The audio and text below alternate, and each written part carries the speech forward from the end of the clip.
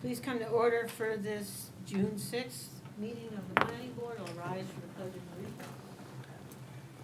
Pledge allegiance to the flag of the United States of America, to the republic for which it stands, one nation, under God, indivisible, with liberty and justice for all. Thank you. Next item on the agenda is the approval of minutes for the May 2nd meeting. Can I have a motion, please? Moved by Mr. Harden, seconded by Mr. Gibbs. Yeah. Is there any discussion? All in favor? 5-0. Next, there's the minutes for the May 9th site walk. May I have a motion?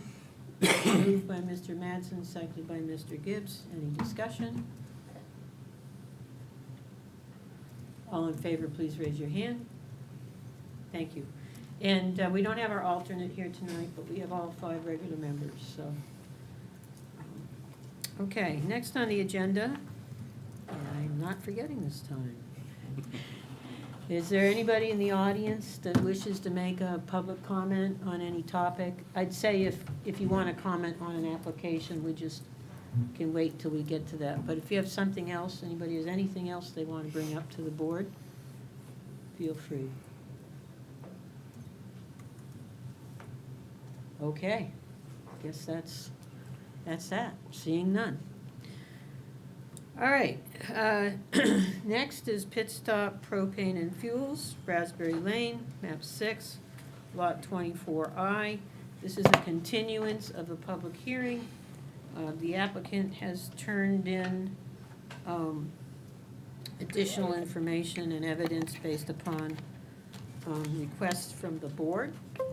So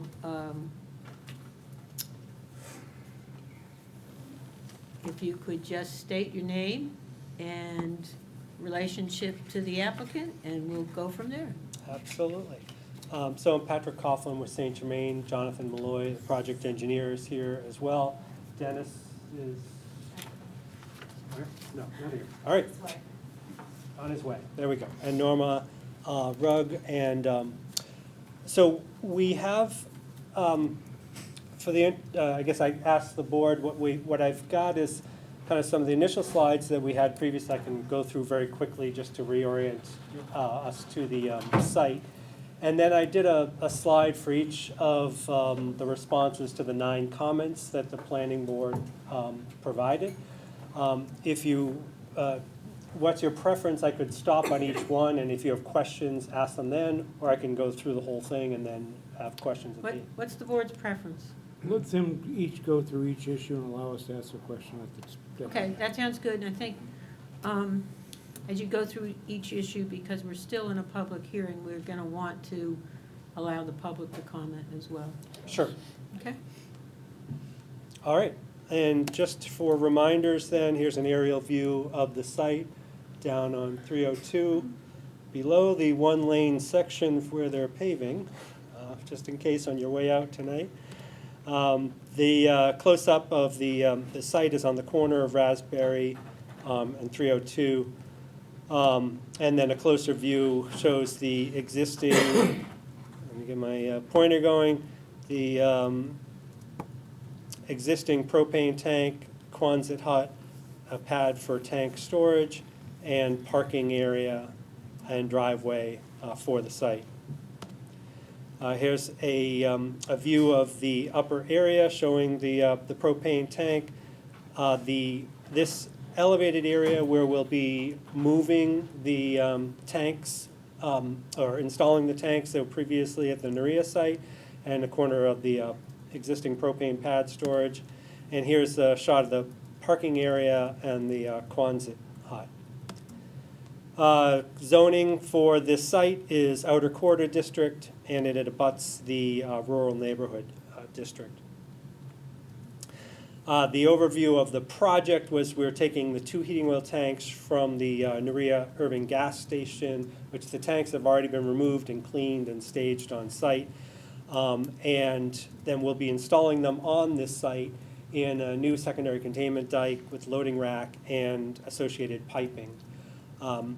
The trucks that were parked on the site prior to the tanks being moved for oil they were parking at this site, driving to fill up at the Nerea site, making their deliveries, and then coming back to the site at night. So we're essentially kind of by moving those tanks. There's a slight change to the parking, which we'll get into in some of the comments. So this is a summary of the roughly nine comments that the planning board had requested additional information on. The first one being traffic. So I think that's large enough. I can see it. My eyes are going. So what we're showing here is on the upper non-heating part of the season, so from May to September in blue, and then in kind of an orange color, the heating season from October to April, because obviously there are more trucks traveling during that time. And then on the left side here are the existing facilities parking or traffic counts, and then what happens when we install these tanks, how that changes. So line by line, you're looking at out of season 1 employee, you're looking at no oil delivery out of season, 1 propane delivery truck out of season, and then based on the actual all the truck transport deliveries during the from May 21 to April 22, in which they're not a lot. It's not a transport truck every day. It's more like one a week or every other week. We estimated this number of transport trailers per day to then just extrapolate that out.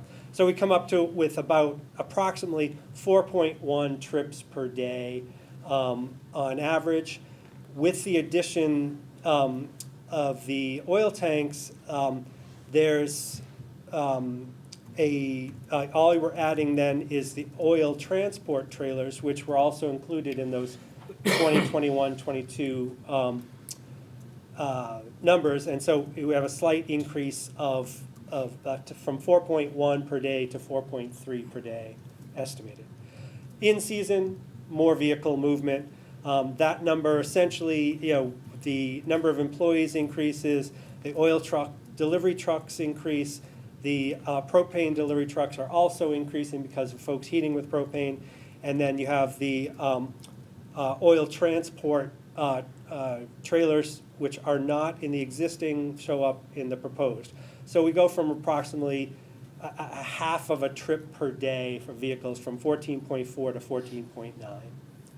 So that's our best guesstimate. Of course, actual trips can vary, but it's based on the data that we have on hand and estimating number of employees, et cetera. So with that, I'm happy to take questions on that. And Any questions from the board on the traffic counts? Yeah. Mr. Manson? I don't understand on your oil delivery trucks in it for proposed, you have none. Where you mean here? Second line down on the top in the blue. In the summer. Oil delivery trucks. Oh, in the summer. There's no. Although yes, there is some delivery of oil in the summer. In general, the bulk of the oil delivery happens in the winter heating months. Okay. Yes. But there's no, excuse me, there's no oil delivery currently going on at that site now. There are oil delivery trucks at that site. Yes, but there's no deliveries filling up Correct. trucks now. Right. So what you're seeing. So you're not comparing what was going on at the previous site with what's going on at the new site. This is all the proposed site, correct? No.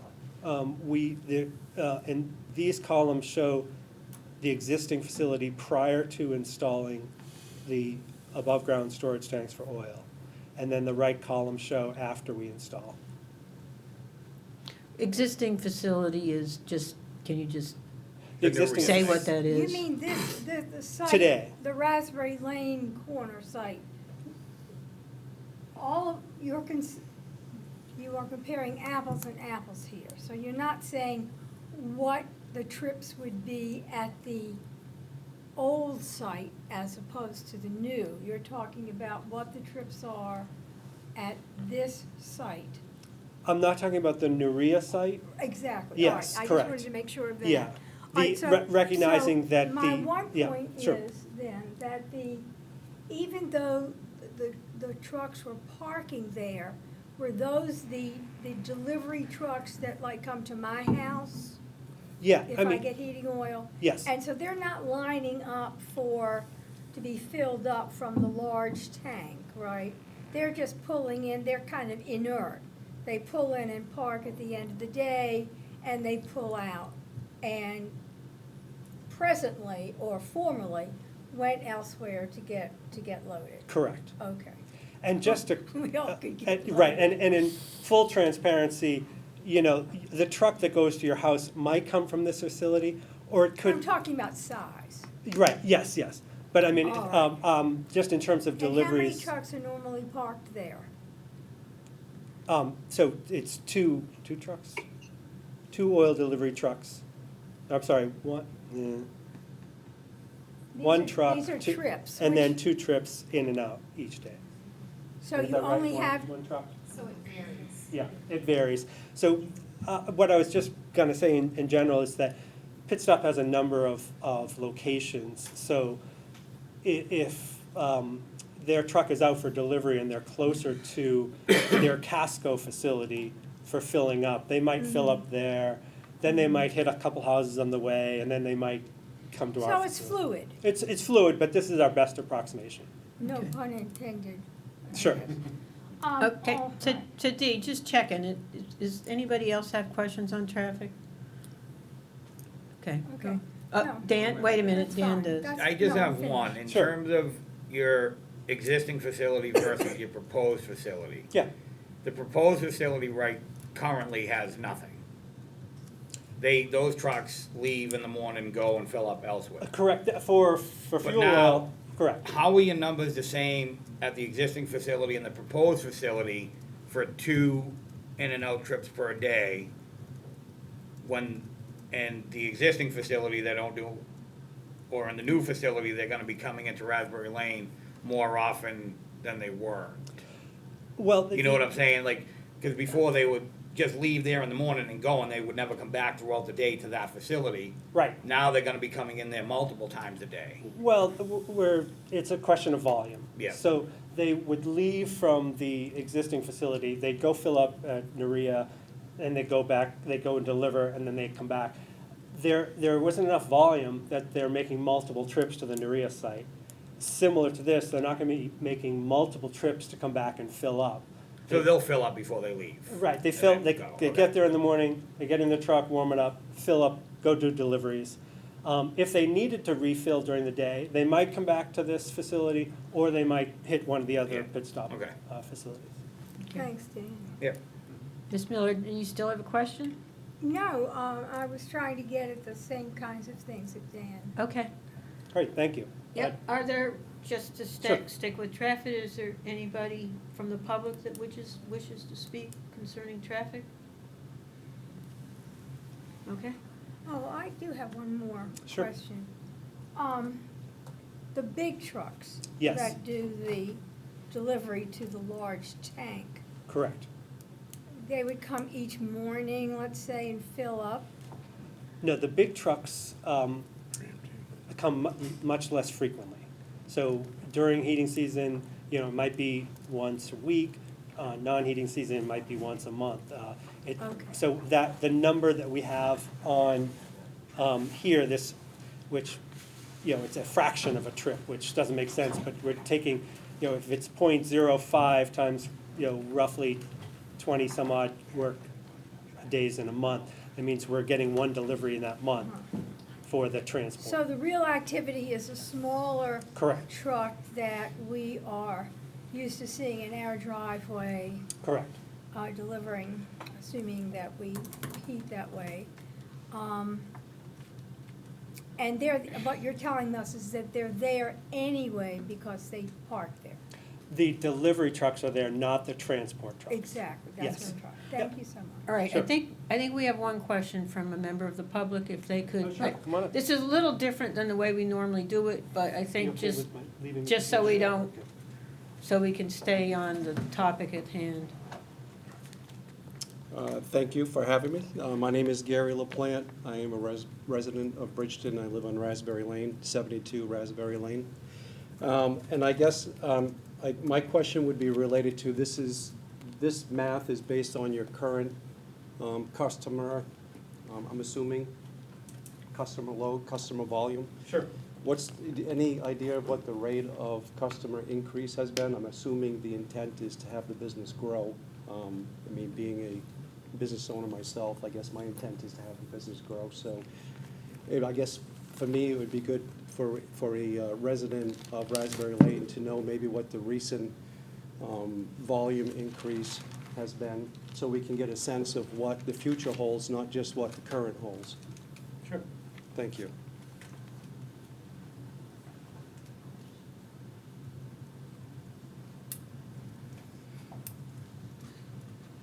As for the growth, obviously, we like to grow our business as well, but, in general. Could you, sorry, could I'm you sorry. state your name? I'm sorry. Dennis Sullivan, Pit Stop Thank Tools.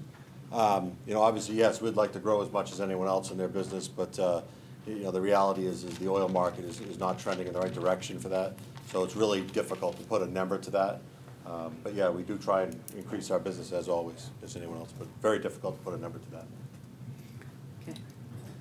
I was saying the overall market, just to echo Dennis's comments, propane is growing, which means we're seeing an increase in propane customers as as new homes are built. Often in more rural areas, propane is selected. Oil gallons across the state, rural, urban, tend to be decreasing. So we're not seeing a huge increase in customers for a particular company unless they're getting migration of customers from other companies. Okay, I think, let's move on. All right. Safety analysis and plans. As requested, we resubmitted the fire safety analysis, which is related to the propane of the prior approval in 2015. We got a copy of that from the town's records. We resubmitted it to you. That's a document that is used when you are designing and permitting and installing a propane facility. So that's was reviewed and approved by the town, by the Bridgton Fire Department and Maine Fuel Board. It looks at various, site design, potential accident scenarios, looks in accordance with the National Fire Protection Agency's NFPA 58. And then I noticed in that it was prepared for 3 large propane tanks and only 1 were installed. Not that that has an effect. The bulk AST or above ground storage tank permit we will be obtaining for the 2 tanks that we're reinstalling from the Nerea site. That process involves showing the design of those tanks, the secondary containment, the bells and whistles that we're installing, such as overfill protection, shut-off valves, etc. That's designed to NFPA 30. We put that in an application package with the plans and send it to the state fire marshal. They review and approve that.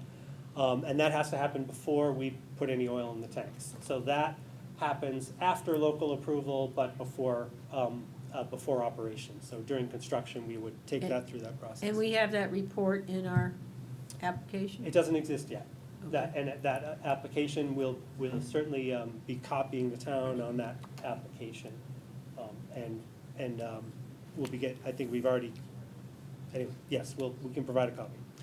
And then Pit Stop will continue to work with town for operations and training. And I referenced the comments that were emailed from the police and fire chiefs regarding number of calls to the facility, et cetera. Okay, questions from the board? Yeah, Mr. Mattson? sorry. So And you've then Mr. already, Gibbs. you've submitted the new AST permit process, correct? No, we have No. not. You haven't, No, we will be submitting that. We get local approval and then submit that as we're doing construction of the site. It'll take month or two for the fire marshals to review and approve that. Why wouldn't you submit it now? Because it's not a question of if they will approve it, it's a question of us designing it and meeting their criteria, which is very feasible. So, But you've already done the design? I think you have you not? yeah, we've done the design. We haven't taken it, packaged it, and put it into the fire marshal's application. I mean, I think that condition-wise, having that particular permit in place should be a condition on us granting. When we Right, get but I there, think- yeah, we'll discuss that. And I'm trying to understand the Right. process. It's not deliberating. I'm trying to Right, understand. I understand. Mr. Gibbs was next, and then Mr. Harden. Yeah, I was looking for a little bit more detail on what would happen on a worst-case scenario. And questions such as how, suppose stay in place is the best thing to do. How do you get the word to the residents of Raspberry Lane that they're supposed to stay in place? What happens if they have children in school? Do we have contingency plans on all the different sort of occasions that can happen with this, especially a worst-case occasion? What about people rushing home, hearing that there is a problem at the place and wanting to get in? Do they get in, or are they stopped, or are there any overall specific plans? Did you do a simulacrum of an emergency? Anybody? So if I could answer somewhat broadly, I think aspects of what you're asking are addressed in numerous of the comments. And then part of that are questions for the fire chief outside the realm of our project. Because every house on Raspberry Lane and in the community have oil tanks and propane tanks. Fire response scenarios often deal with the same type of questions about evacuation or shelter just for structure fires, regardless of the nature of this facility. I'm not a fire professional. You have an excellent one on your staff. What I'd suggest is we kind of go through the rest of these and revisit that question, because there are many pieces that go into that. But there is not a requirement, nor have we put together some type of plan that you're suggesting, which is not a typical request for these types of facilities. Yeah, I'd hate to see it when people are saying, what do we do? How do we get in touch with people? That it's all planned out. So why don't we'll defer part of that, Yes. and let the chief come up later. D, and then I have actually, Dan is next, D, I'm Yeah. sorry, he was in line. Fine. Well, I just want to back up to Ralph's question. The way I understood it, the way you explained it, with the AST permit, is you need local approval first before you submit that. You have to have a site to put it on. Yeah. And so if we theoretically, if we didn't get approval, we wouldn't pursue with Correct. that permit. So we could put that as a condition at the end, that Right. we could do the approval with the condition that nothing can go forward until the AST permit's in. That's normal business stuff that most. Okay, so let's not go too far. And just to add to that, it's more akin to a building or electrical permit, so that you get your site approval. Often, if we have state approvals such as this, it's listed as a condition of approval, either specifically or generically from a planning board. So, Okay, Ms. Miller? I just was wondering, are there any, and maybe Glenn could answer this, are there any additional risks or special remedies that need to be considered when having both of these fuels on the same site? I think we have more information on that kind of as I go through some of the site things, if you wanted to, again, kind of do that at the end, but Why don't that's you- your.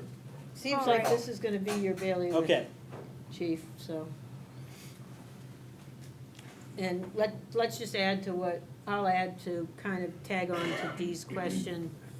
The narrative here talks about the typical accidents, but doesn't say what they are. So what are the typical Well, that was accidents addressed by that the occur chief's with letter.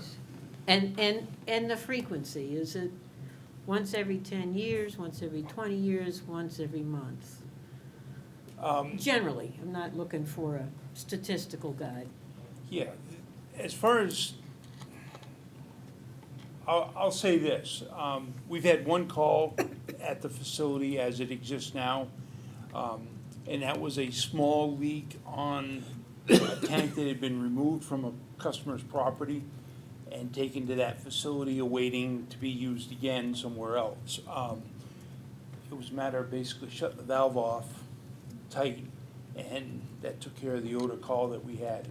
Very minor, and there was no evacuation, no notifications or anything else because of the nature of the call. Trying to put a number to how often we may have an issue, I don't know what I mean, to, what's the major, similar to Dee's question, who's asking, is there additional hazards from having propane and oil together? Generally, because I don't want to make assumptions, what's the most significant hazard?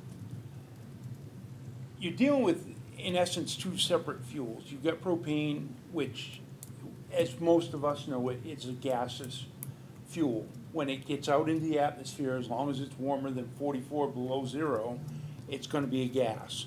And that's more problematic to deal with than a liquid or a solid fuel that's not trying to go places on its own. The oil is a liquid. It's gonna flow downhill if gravity allows that, and that's how we can deal with it.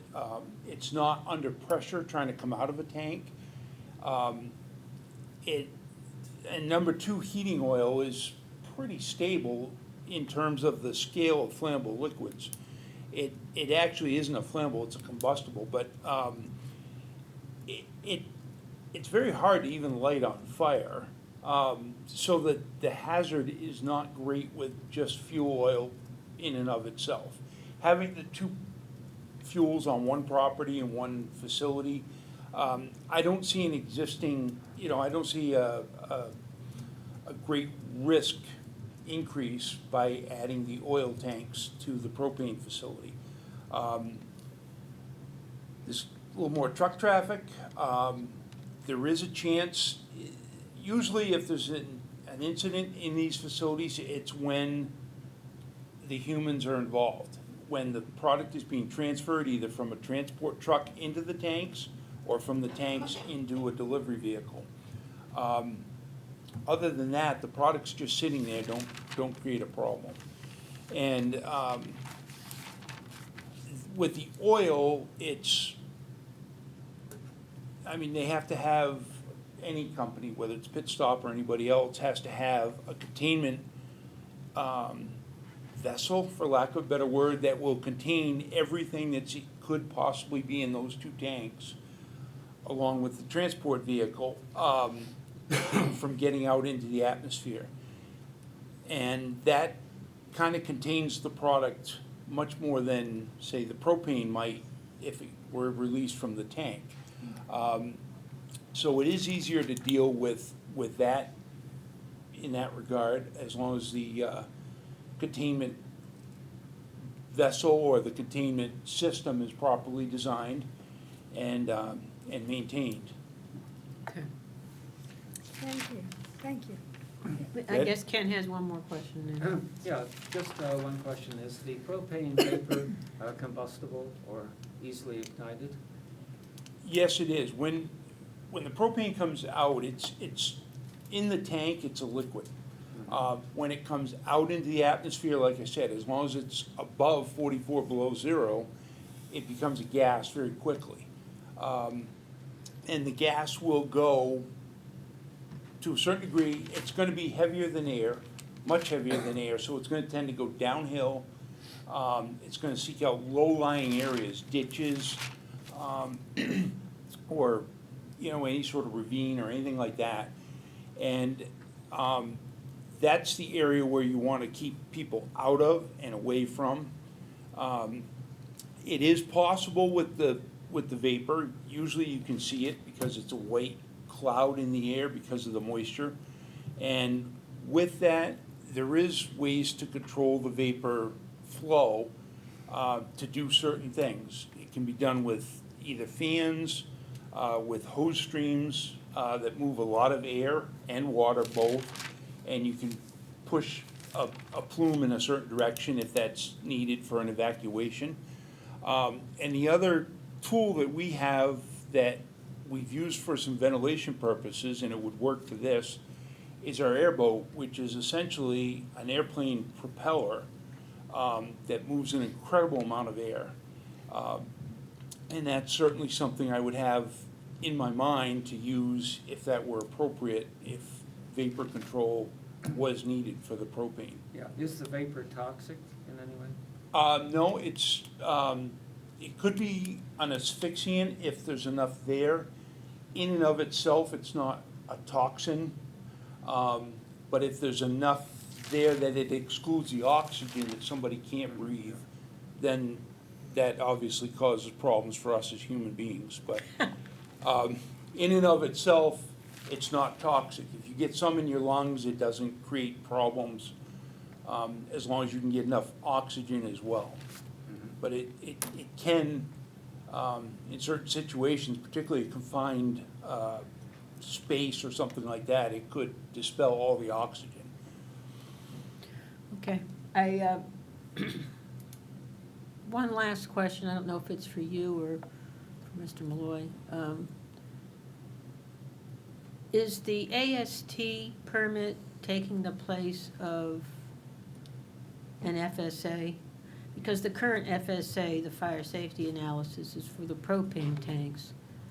Is there a fire safety analysis now that includes the oil tanks together with the propane tanks? No, so the That wouldn't be FSA too comes low. out of the propane rules and FPA 58. It's specific to Okay. the hazards of propane. So each have their own, Each has their own. I would say the equivalent, if you will, to an FSA is a combination of the fire marshal's permit and the SPCC plan. okay, all right, thank you. Sure. Questions from the public? Go ahead, please, Hi, Name, Rita please. Tishka, 55 Raspberry Lane. Couple things, the fire safety analysis that was submitted with this was never submitted or approved prior to this. This, if you look at it, it's got 3 tanks in a completely different configuration. It was a plan from way back when I think Todd Perot submitted that plan at one point. It could never have been approved because we all know what was approved and what was submitted for the actual approval. So I've never seen that actual fire safety analysis for the facility that currently exists with the 1 tank. So I don't know when that gets filled out, but it's incredibly misleading for that to have even been submitted. That's from like 2013 or something. And he says, reviewed and approved by town, Bridgton Fire Department and Maine Fuel Board. Where are those sign-offs? How could it be approved if it was never approved here? And those sign-offs come after. So that's first. Second, with the fire chief's evacuation information, how do we even know that he would get a call there in order to control plumes of vapor? I mean, it's a rural site, it's unmanned, the fire department does not have staff sitting there waiting. I don't know how all that flows. So we still have not seen an evacuation plan after many, many years of asking.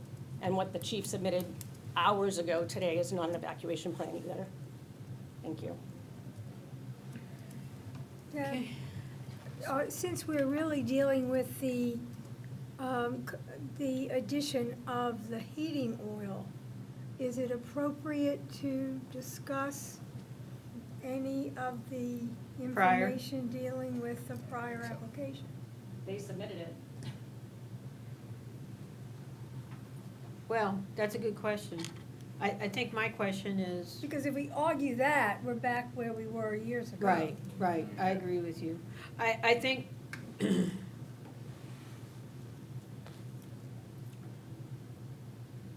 so that facility was approved regardless of whether the FSA was properly signed off or not. I'm not saying that it was not signed off or that it was improper, because I haven't studied that. Not shown in that plan. If you look at what is in that, it's a completely different plan. It is If I not could just facility clarify on our Yeah, submittal. could you clarify, please? So I resubmitted what we received from the town. I do not have knowledge of the process that the town went through prior to this. I do know that the Maine Fuel Board would not permit this site without approving a fire safety analysis. So I know that one was approved, whether it was the same one in your files or not, I am not sure, but so an FSA was approved in order for the site to be permitted. Right, well, certainly the site was approved, so, but to Ms., could you just pronounce your name? Tischia, please. Chief, I mean, I agree with Ms. Miller that I don't think we want to go digging into this too much, but maybe just as follow-up, we can understand what was approved for that facility and whether what's in the record is just extra and whether these things are signed off and all that sort of thing. That might be good, unless you want to speak to it off the top of your head, but we shouldn't spend too much time on it. No, the fire safety analysis that was submitted, from memory, there was some changes made in the plan going through the process, as many board approvals do. I don't know which one you guys submitted to the board for this one. I know that there was one approved, I believe it was in 2015 or 16, I forget, because it overlapped the end of the year at that time. And as Patrick said, without that fire safety analysis being done, the state would not approve the plan. That's how they operate. And it also goes back to the AST permit in that the state wants to make sure the local jurisdiction, whoever that is, planning board or whatever, is satisfied with the requirements being met of the project and stuff before they get involved in permitting. So that's not a kind of, well, we've got the permit, now we can beat the planning board over the head with that to get an approval. Right. That's how the state operates, it's very hands-off until the local planning board or authority has approved that. And without that fire safety analysis, that wouldn't have happened back then. And I have a copy of that. I didn't look to see the exact date, but I have one from Yeah, that. so maybe we should just, for the record, make sure that's actually with the prior approval, because it's just referred to here as it had been approved. Ms. Miller, and then. Yeah, let me just say that I was here when that was done, and I remember the conversation and some of the things that were installed, and the talk about the gas, I do remember that. So I think that was not at issue at the end of our deliberations. Okay, so, all right, any more questions from the public? All right, let's move, let's keep moving here, folks. All right? We're on to accidental spills, I believe. Right, so in spill planning, I think a number of these have been referenced, but as we design the facility, we have to provide containment volumes that are specified in the EPA regulations. It's a concrete structure, that's a sealed concrete structure, and both for the tanks and then also containment for the loading rack. If you'd like to talk details of that, I'm happy to talk hours about that, or Jonathan, he's our SBCC guy. And then, so we design it, that has to go through kind of planning board approval, and then we incorporate that design along with all the planning for spill prevention, control, and countermeasures as stipulated by EPA in a document.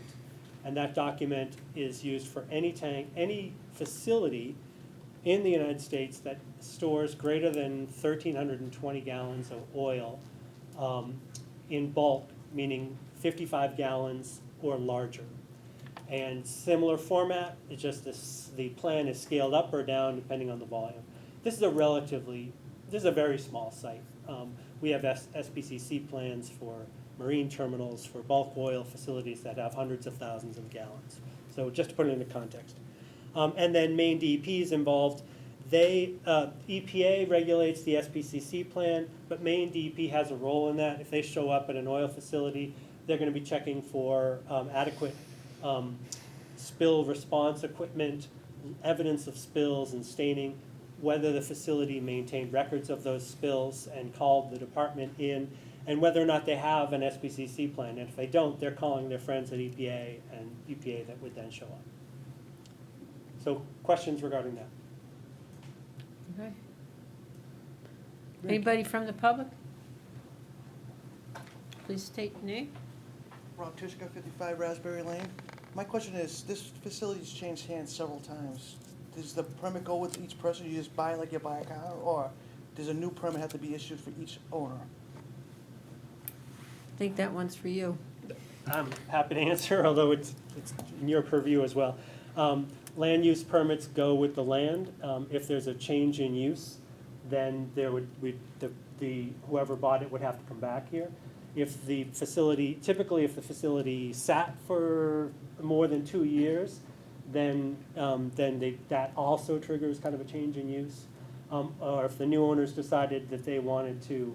So as long as it's rolling to the... Yeah, just like any business or home. Correct. If you're buying it and the day before you buy it and the day after, it's the same So I don't use. have to know anything about oil or propane or anything, I just buy the facility and run with it? Well, that you were talking about the local approval. Yeah. There's the tank registration that, needs to be updated to the facility owner's name. There's, there are other aspects of that, and I certainly wouldn't encourage you to operate a facility you don't understand. Well, that's what I'm saying, like, it's like buying a car, there's no, how would they have to get re-inspected? So I think his question is, if it changes hands and it goes to, how do you assure, I think the real question here is, if it changes hands and it's the same use, It travels. the permit approval travels, but how do you assure that There are other. one owner's or one operator Sure. is as safe as the other? There are other approvals that involved. The drivers have to be hazmat certified. There's a wealth of information that's associated with that. Beyond that, it's kind of a hypothetical. I think the owners that have transferred ownership, there has been an equal amount, if not an improved amount, of experience with each successive owner, in my opinion. Okay, thank you. Let's move on. All right, gate. The gate is in working order as far as we know. At times, the drivers were not shutting it after them. The drivers have been instructed to make sure the gate is closed manually if it doesn't work automatically after they come and go. The Rock Solid CCTV and Access LLC maintains the gate. It's in order, it's relatively new, but we all know problems happen with gate, and if they do, then Norman's gonna be calling David and getting it fixed. Questions, comments? Yeah, well, wait, does anybody else on the board have a question or a comment? I have a question, if that gate is left open, will it show on the camera that's installed there? I don't think it's aimed in that direction, no.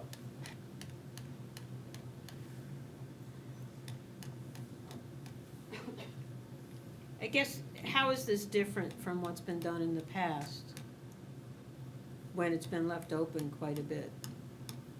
It doesn't feel like It was broken. plans and protocols, so it was broken.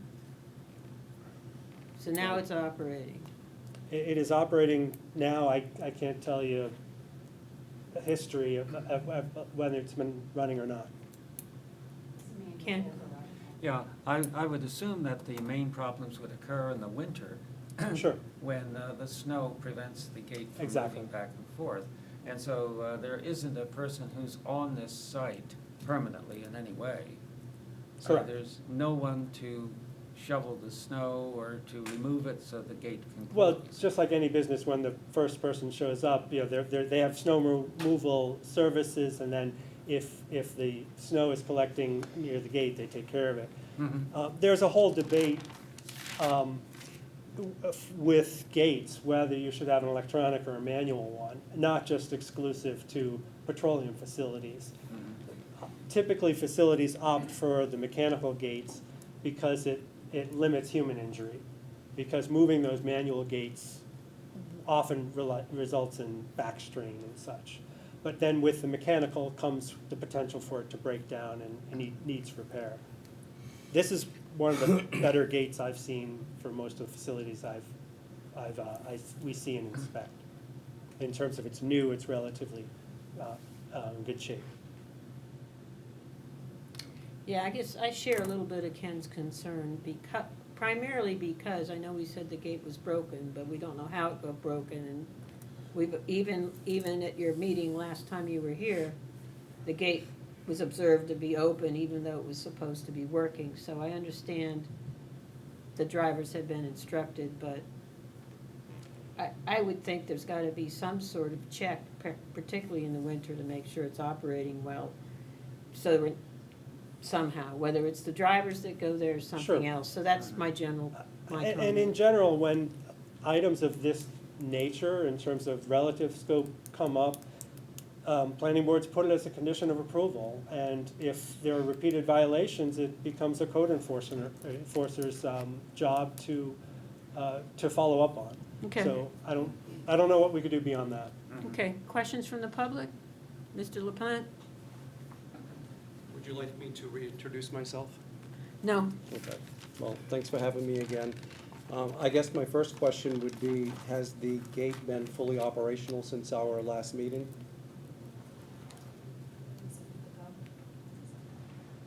I asked that with intent because on the 17th of May, which was after our last meeting, it was not operational because I took a photo of it at 6:24 p.m. And the gate was open. And there was no one there working on it at the time. I did not go back throughout the night to see if it was shut, and quite frankly, when I left at 4:30 in the morning, I did not pay attention to see if it was still open. So I guess my comment is, the last time we were here, we talked about the fact that the gate was left open. We're back, and I can tell you verbatim, and that I have evidence to support it. It was left open again.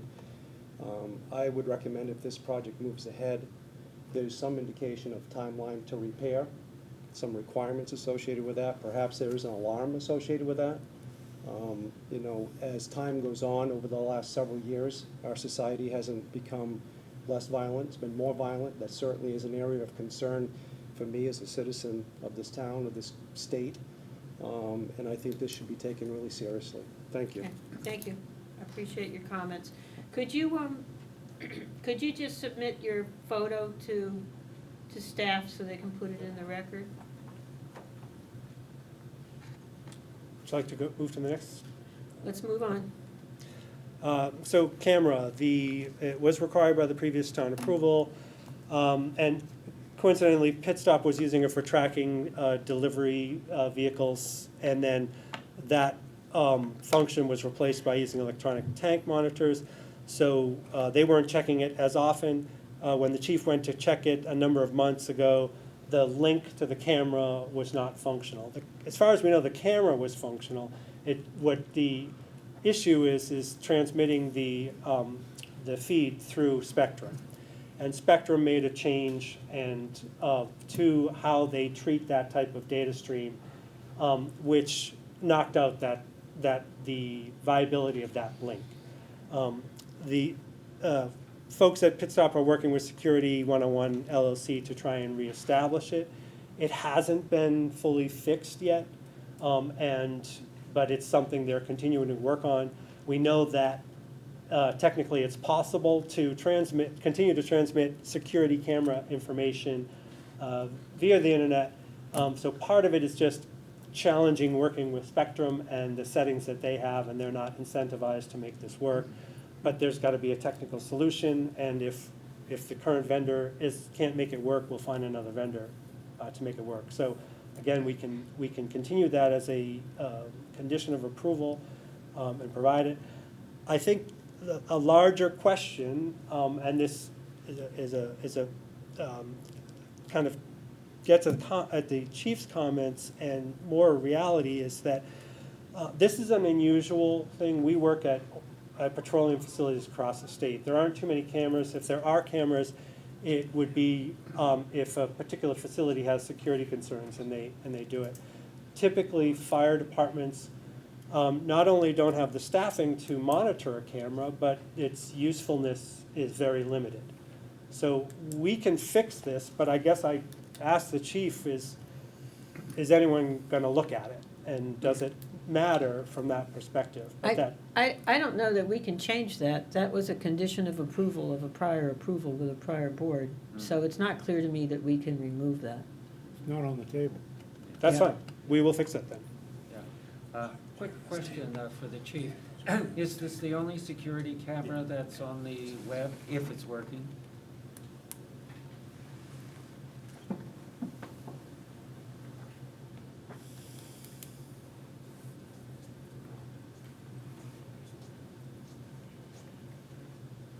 There's only the one camera at this particular facility, is that what you meant, or? No, I meant, are there other facilities that have cameras that you could look at on the internet? Are there more than this particular I mean, camera? other facilities Other in general? facilities in general? Yes, and kind of tongue-in-cheek, we're having the same issues with our cameras at our fire station that these folks are, for I believe the same reason, with the same company, that we're trying to sort through. So I can vouch for that because we have security cameras at our own facility that are not fully functional because of this. And we're trying to work with 3 different vendors: security, internet, and provider, and IT folks. But you do have other cameras, so. Yes. I Yes. think that Yes, we do. answers it. And how do you monitor them? Do you do it in your spare time, or?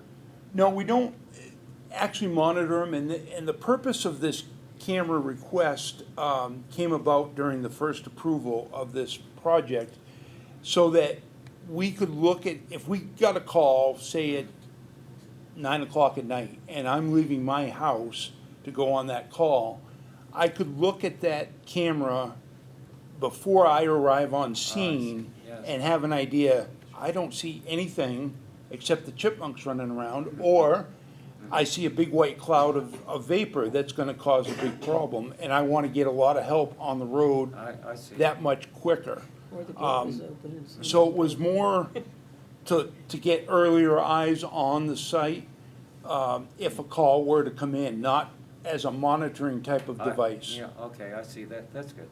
Okay. Any questions from the public on that?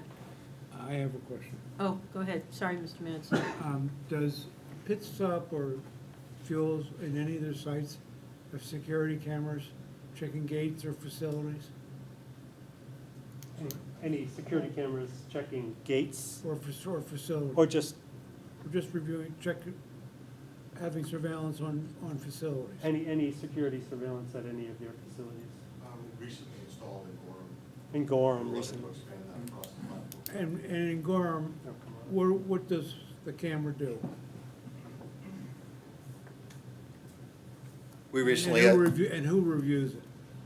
so what we've recently done as we're diving deeper into the whole camera situation, we picked a vendor that we're experimenting with right now. We installed some cameras at our Gorham location to kind of see how we can utilize those. And if we like the capabilities of the vendor we've chosen, then we'll probably push that across all of our sites. On the gate, is there any way that there can be an alarm sent to your central office that says that the gate's been left open?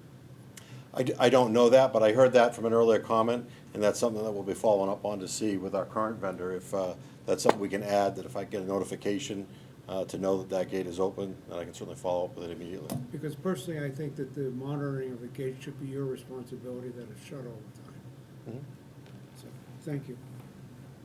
Okay. Next. All right.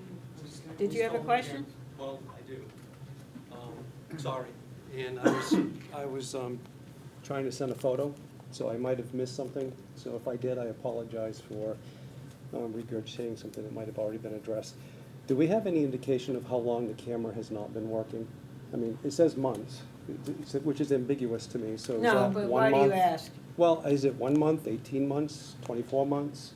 And I think the importance of that is the fact that it is a security aspect of the facility. It is a facility I think we have all come to understand does have a certain level of risk associated with it. It was something that was, even though we've all agreed not to talk about the prior authorization by the board, I do have to say that Pit Stop Fuel and St. Germain did put it in their report. So I think it's safe to talk about this specific part of the previous agreement by the board, which is this is a requirement. So along with the gate, along with the camera system requirement, I just want to, I think a reasonable and prudent person would call into question the word of Pit Stop and in this case, that client St. Germain, as it relates to what they're agreeing to do when they've agreed to do it in the past and it hasn't happened. Yeah, I understand. That was brought up at the last meeting as well. Well, and I wanted to So- reiterate it this one. I and- understand. and So thank you. we're not finished yet, so Thank you. folks should realize that. Go ahead. My question is it up to the neighborhood to call in a response for the emergency if anything ever happened there? Is there any other type of device that's actually telling somebody, a monitor that tells somebody that there's a problem with the facility, like there's gas being leaked out, or there's a fire, or something happened? I think Because it seems that's a like there's question- nothing working. I think that's a question for the chief.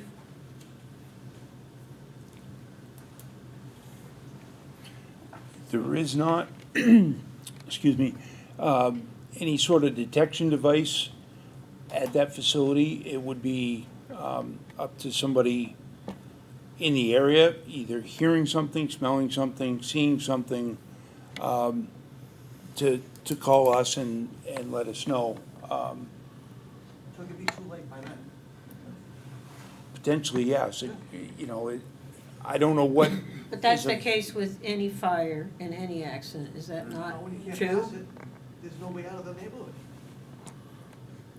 That light's on fire, we have no way to get out. Mr. Mattson? Chief, do we have any other propane facilities in our town? Yes, we have one at Dead River. I forget the exact number on Portland Street. Do they have any facilities that, or any process that would notify you if there was a problem there? No, they have a camera on that facility, and that's it. There's no, No alarm that would immediately go to the fire department or anything as such? Okay, thank you. It is more visible though. that way. Yeah, I- Mr. Gibbs? Yeah, just to understand, the question, there's no one at this facility after the morning when everybody in the truck takes off and then comes back later in the afternoon? Is that how? It's not for lack of a better word, a manned facility. Mhm. So correct. As the chief indicated, the majority of, one overview is that there are any incidents associated with propane facilities are extremely rare due to their design.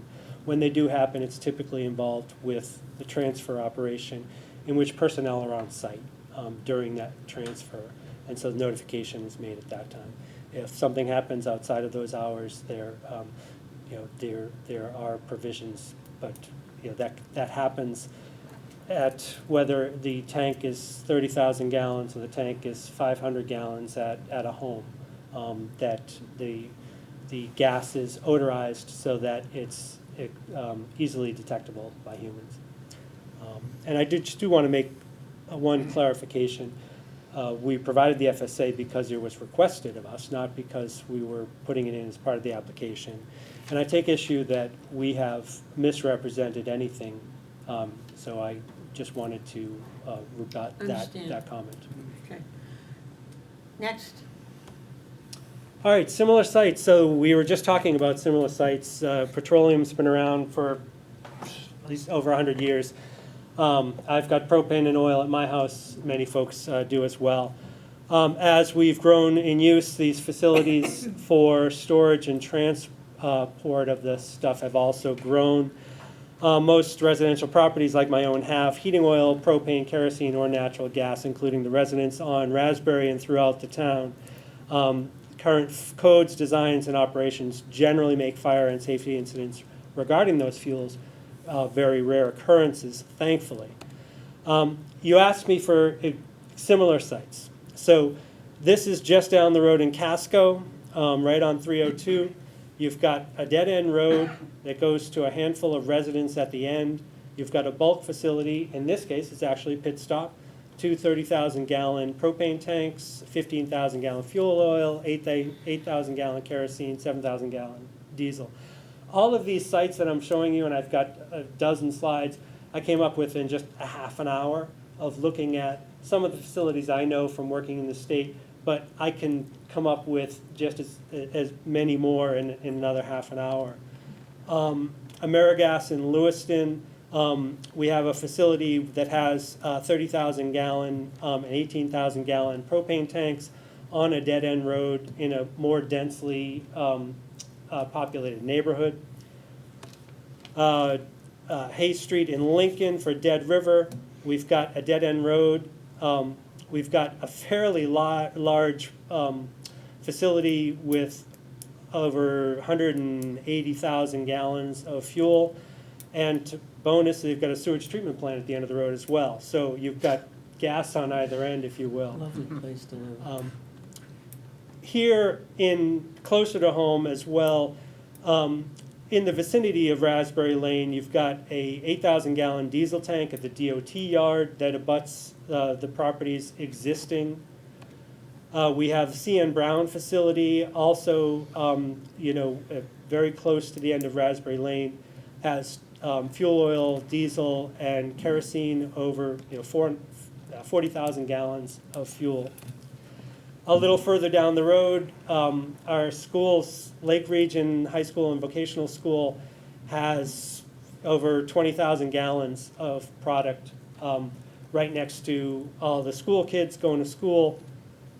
The middle school has 10,000 gallon fuel oil tank. Across the street is a dead-end road as well. It's not on the same exact road. Also in the community, Bridgton Hospital, diesel tanks, propane tanks, right next to critical care facilities. The elementary school has a 10,000 gallon fuel oil tank, etc.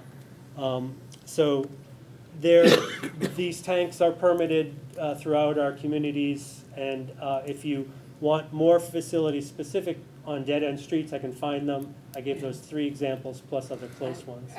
I don't think I need to see any more. No. Thank you. You're welcome. Thank you. Any questions from anybody in the public? I just wanted to point out that none of those bulk storage facilities were in Bridgton, and we don't know the origin of how long they were there, who approved them, when they were approved.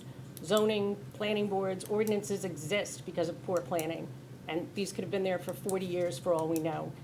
Some of the sites are ridiculous looking when you look down at them, but on one of them, the one that you said was very dense, if you pan in on Google Earth, you can see that they have clear walking to at least 2 other major ways. It might not be road, so technically it's a dead end, but within 10 feet, they can be out on a major road.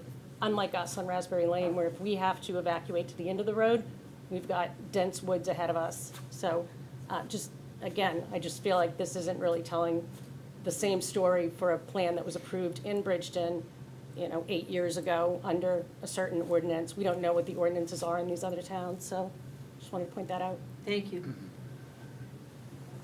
Okay, so I think we have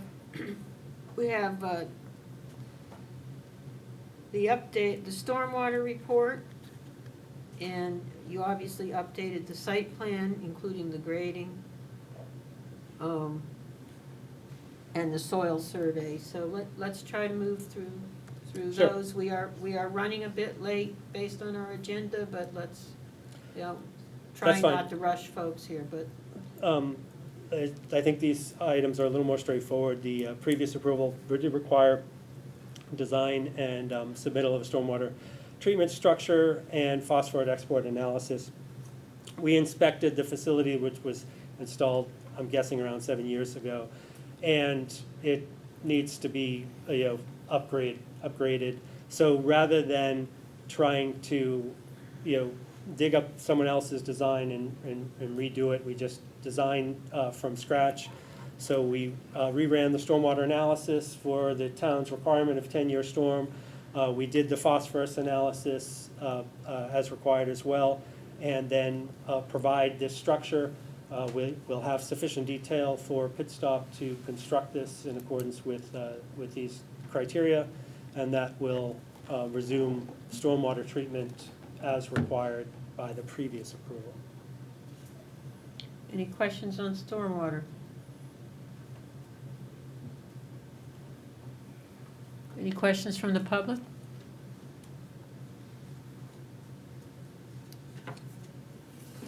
Site plan, the topographic contours were added, so that's in in your package. And then the last item was the soil survey, which again, we had that information, we provided it to you, both the map and then some boring logs or test pit logs showing the types of soils. And then we show the soil types on the site plan as well from the soil reports from NRCS. So that's what we've got. I've got other information if other questions come up. Are there questions from the board on the soil report? Or anything else?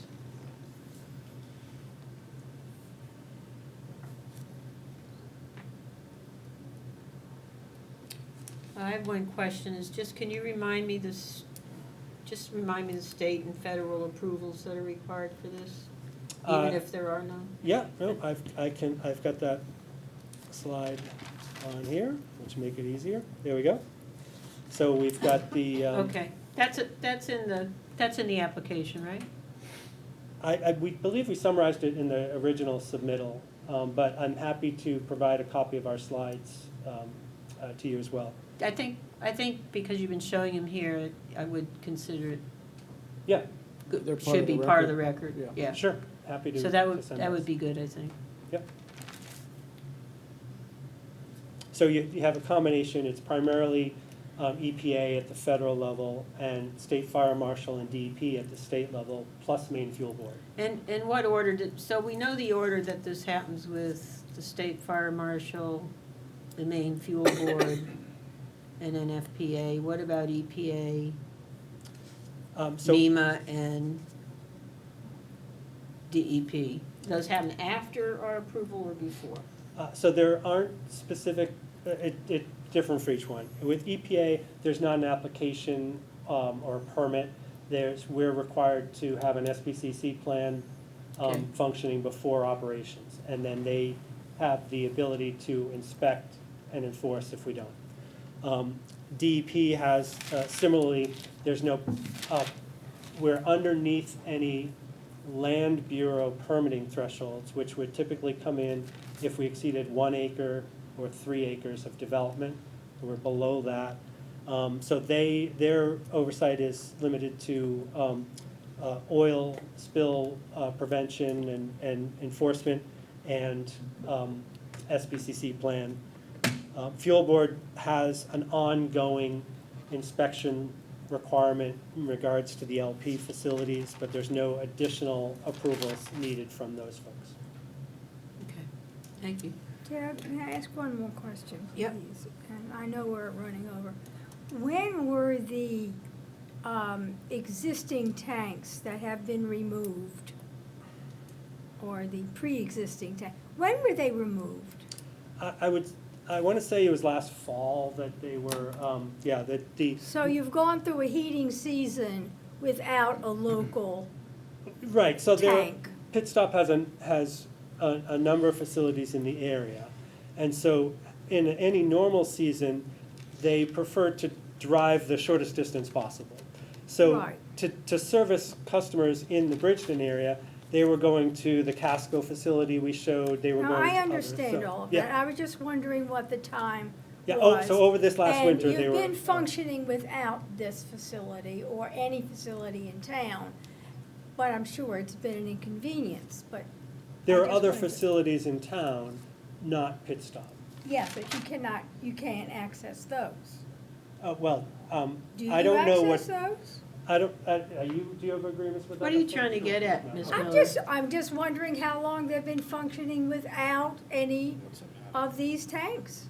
It- And they're- he said for heating season, and that's all I need to Sure. know. They That's function fine. during this heating season by driving further to other facilities. Okay, fine. That's what I figured. Thank you. Chief, could you just speak to the evacuation plan? And, I suspect we may want, I was having trouble in the OneDrive finding the original approval, which had some level of evacuation plan in Just it. going back to the overview of the site in case you wanted to talk about, I don't know if that's helpful. Yeah, may use that. The evacuation plan, when we originally were talking about just propane for the initial approval, 5 or 6, 7 years ago, whatever it's been, was if there was a significant leak in that facility, we would use an app called Code Red. That's what our dispatch center uses. And it's a free app that's available to anybody to get on their phone, or if they have a voice over internet protocol phone, a VoIP phone at home, they can get this app for free. And if anything were to happen there, we can just tell dispatch we want either we can pre-script the messages, and we can also custom build the message to say we want people to shelter in place, stay in their homes, or to evacuate, or whatever the message is we're trying to get out. If somebody has a landline, they will get that call automatically. The old-fashioned landlines, you don't have to get an app or do anything like that. The call will come through from dispatch automatically on that to let you know what to do, either, like I said, shelter or evacuate. As far as the evacuation plan, the initial evacuation on our emergency response guide, which is put out by the Department of Transportation, and we use it for hazardous material response, and many other resources that we use, talks about a half-mile evacuation area and then a mile evacuation area. The half-mile evacuation area would allow us to gather people at the end of Raspberry Lane at the cul-de-sac. And our plan is to control the vapors enough to get a vehicle in there, a bus, most likely from the school department, evacuate the people, and bring them back out. It's not perfect. It's not the ideal situation for me as fire chief. I've long said I don't like dead-end roads and cul-de-sacs and things like that, but we have them, and we have to deal with those. And if there's a way to do that and not have people evacuate, I mean, our first step is to control if it's a smaller leak, to control that and not evacuate. But if we have to get to that kind of evacuation, that is our plan. And what's you mentioned the 1 mile of that, so half mile is shelter in place at the end, mile is? The 1 mile, I believe, is for, I'm trying to think how DOT worded it in their book. Basically, catastrophic failure of a tank, which So if there's I don't- catastrophic, so this was addressed for the propane tanks, correct? When that was approved, appealed, and affirmed, correct? So, I'm just doing what's in the record. I'm not commenting on anything else. So, am I correct in saying that the primary fire hazard is with the propane tanks? Because you said oil,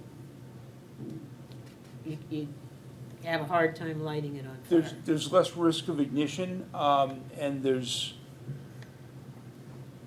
less risk if the product does catch fire. It's going to stay essentially in the tanks or the containment area or where it is. It's not under pressure like propane is trying to escape the tank with vapor pressure.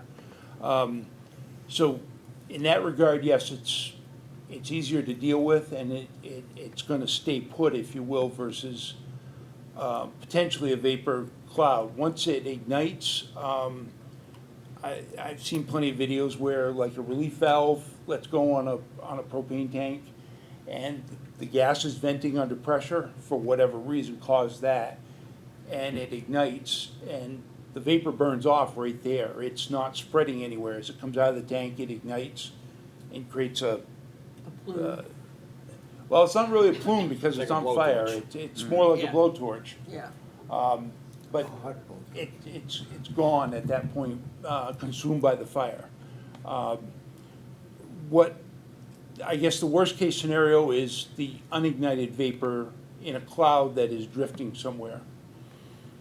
Okay. That Alright. may find an ignition source and, Mr. Matz? That app that you were talking about, has that been ever distributed in areas like Raspberry Lane regarding, has that information been provided by anybody? Do you know, Chief? there was, initially, it was talked about at length with the approval process and such, and there was an attempt, or not an attempt, but there was an effort by Cumberland County to get folks from the entire county, not just Bridgton or any neighborhood, signed up with that app. But nothing, several nothing years- specific in, for example, in this case, where we have a facility that's on a dead-end road where getting information would be really important out to those folks, correct? No, not like going door to door, for instance, Or even or, sending a or- message or mail. That's all I needed to know. Thank you. Okay. All right. Any other questions? Any other questions or comments from the public? Thank you, Chief. I think it's super important to note that Raspberry Lane is not even a half-mile long, and that was corrected in the record after the appeal. So that was a big point of contention before, because we had talked about, we had officials come and talk about that half-mile radius was so critical to be able to do an initial evacuation of a half-mile. The only way that's possible for Raspberry Lane is into the woods well beyond, so it's impossible. And a mile evacuation is completely impossible as well. So unfortunately, we're right back to where we were before, and that is in the record. One final comment? Yes? Thanks again for having me tonight. The only final comment is I would credit Pit Stop for their plan to grow their business, even though they say number 2 oil is not necessarily a larger market predicted in the future. But nonetheless, I just want to point out the report that was submitted by St. Germain does outline the fact that the traffic study is based on the current volume. But obviously, there's an intent with any good business to try to grow. Your vote tonight is based on the current study, the current volume. There's no restrictions on how this could grow, as far as more volume of traffic coming into the site with more bulk deliveries, thereby more vehicles leaving the site. So your vote tonight actually impacts that as well. Thank you. Okay. Does anybody on the board feel there's additional information you need before we deliberate? No. Mr. Madsen? Fine. But I suggest that we deliberate at another time, because we have so many people here waiting for other issues. Yep. How's the board feel about that? I agree with that. Yeah, okay. How's the board feel about trying to do that later this week? If we have to, we have to. I'm also saying if the meeting goes fast, we can come back to it. Okay. But you need to close the public hearing. Correct. That's why I'm asking. Yeah. Okay, so I'd accept a motion to close the public hearing. Moved by Mr. Gibbs, seconded by Mr. Madsen. Any discussion? All in favor? Okay. Let's take really a 1-minute bio break before the next Can I just ask if, for planning purposes, do we need to be back here for the deliberation? You probably do, so when we get to discussing that, we'll have to work with your schedule as Yeah, well we'll as have to- ours. So that we can't do it later tonight. No, Unless we have time later tonight, I but- don't think we will. but I'm not sure if we will. Doesn't So- the public have a right to listen to that? Oh, yeah. Well, yeah, the meeting will be announced with adequate notice. It's Sorry, not I gonna, heard you say maybe later tonight, so that's what I was trying to. well, that part's already been announced. Whether we'll get back to this or not, I don't know. It really depends on how the other items go. It's 6:25, and we had two more items before 7 o'clock, and then another item for a half hour. So I would be surprised if we deliberated tonight. However, if you want to be absolutely sure, you probably want to stay, or you want to ask Brenda to call you to come back if, somebody, a representative, give Laura Lee your phone number or something. That's what I would suggest. I can't predict that. And of course, you can be here to deliberate.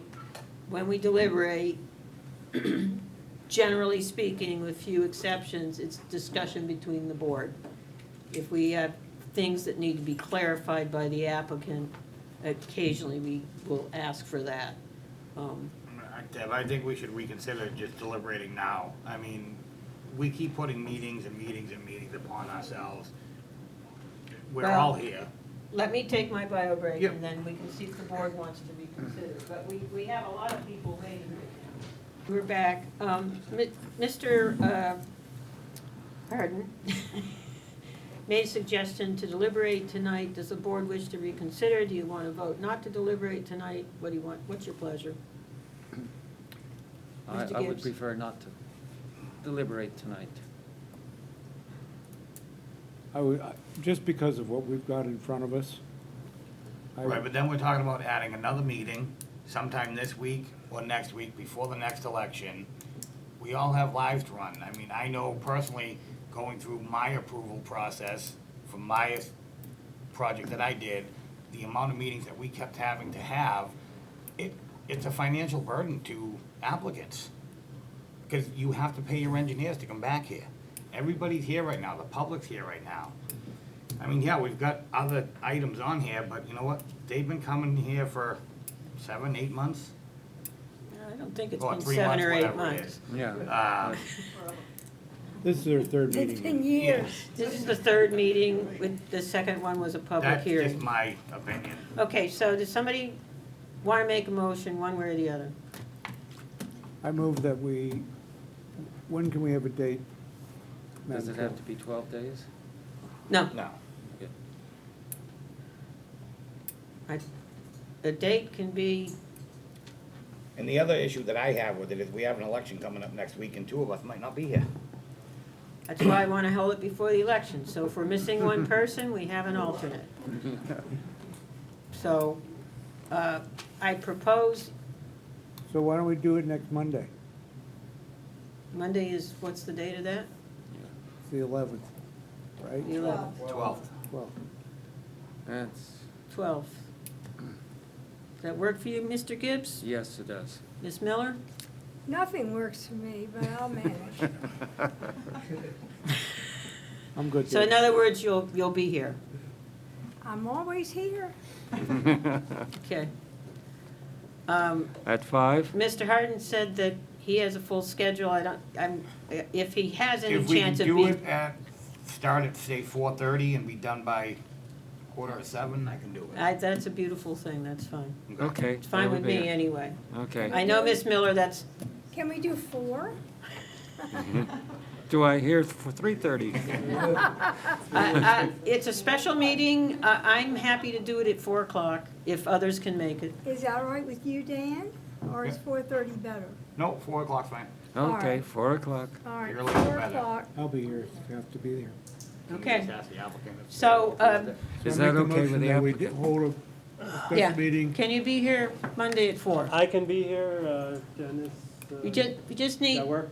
we just Yeah, need, we'll make it we work. just need one of you Just here. need one. So if others want to be on Zoom, they can be. Takes a village. Okay, I move that we meet at 4:00 to, on Monday the 12th. Monday the 12th. To Second. deliberate the pit stop site Okay. plan application. First by Mr. Manson, second by Mr. Gibbs. Any further discussion? I'd like to suggest that we don't have any other business. I was gonna put that in the motion, but that's Oh, okay, that's. We'll amend the motion to include that. specifically for pit stop. That's true. Yep. All in favor, please raise your hand. 5-0. Thank you very much. Thank you for your time tonight. Thank you.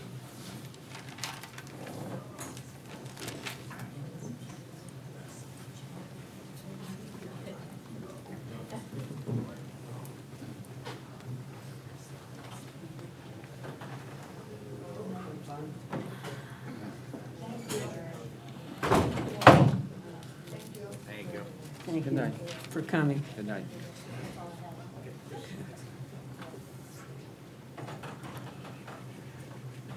All right.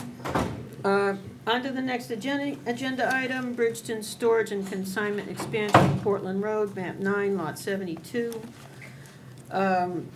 We had a site walk. We did not have a public hearing. We did ask the applicant for some follow-up. And Mr. Amos is here, I think, to give us an overview of that follow-up, and then we'll go with board questions. Yes. Before I start, I'll move the.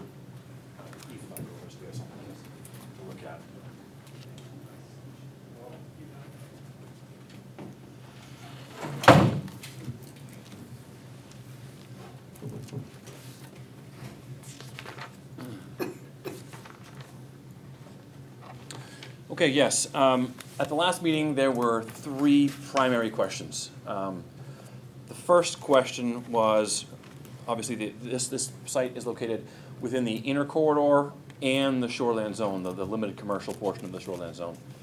And within the inner corridor, it was noted that self-storage is not an allowed use. So for that, we provided the ordinance section that states, let's see here, on that a non-conforming use may be expanded outside the shoreline zone, and it's section 2-3B1. A non-conforming use may be expanded within the boundaries of a lot if the expanded use complies with the dimensional standards to the greatest extent practicable, as determined by the CEO, except as provided in subsection B2 below, which refers to residential structures. And so basically we believe that the use can be expanded within the inner corridor zone. Secondly, then the other portion that's within the shoreland zone, the uses within the shoreland zone are much broader than the rest of your ordinance.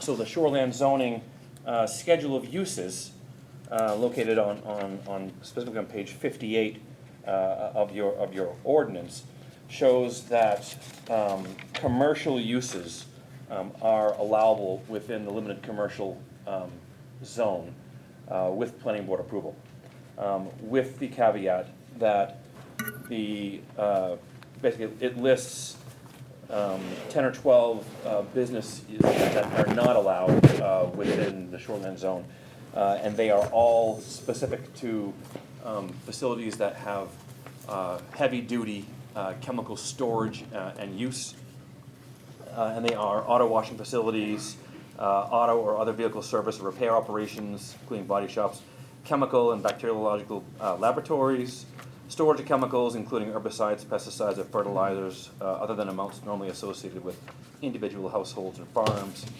commercial painting, wood preserving and furniture stripping, dry cleaning establishments, electronic circuit assembly, laundromats, metal plating, finishing and polishing, petroleum or petroleum storage, product storage or sale, except storage on the same property as use occurs, photographic processing and printing. So those are all uses that would have heavy duty chemical storage and use, and obviously self-storage, particularly with the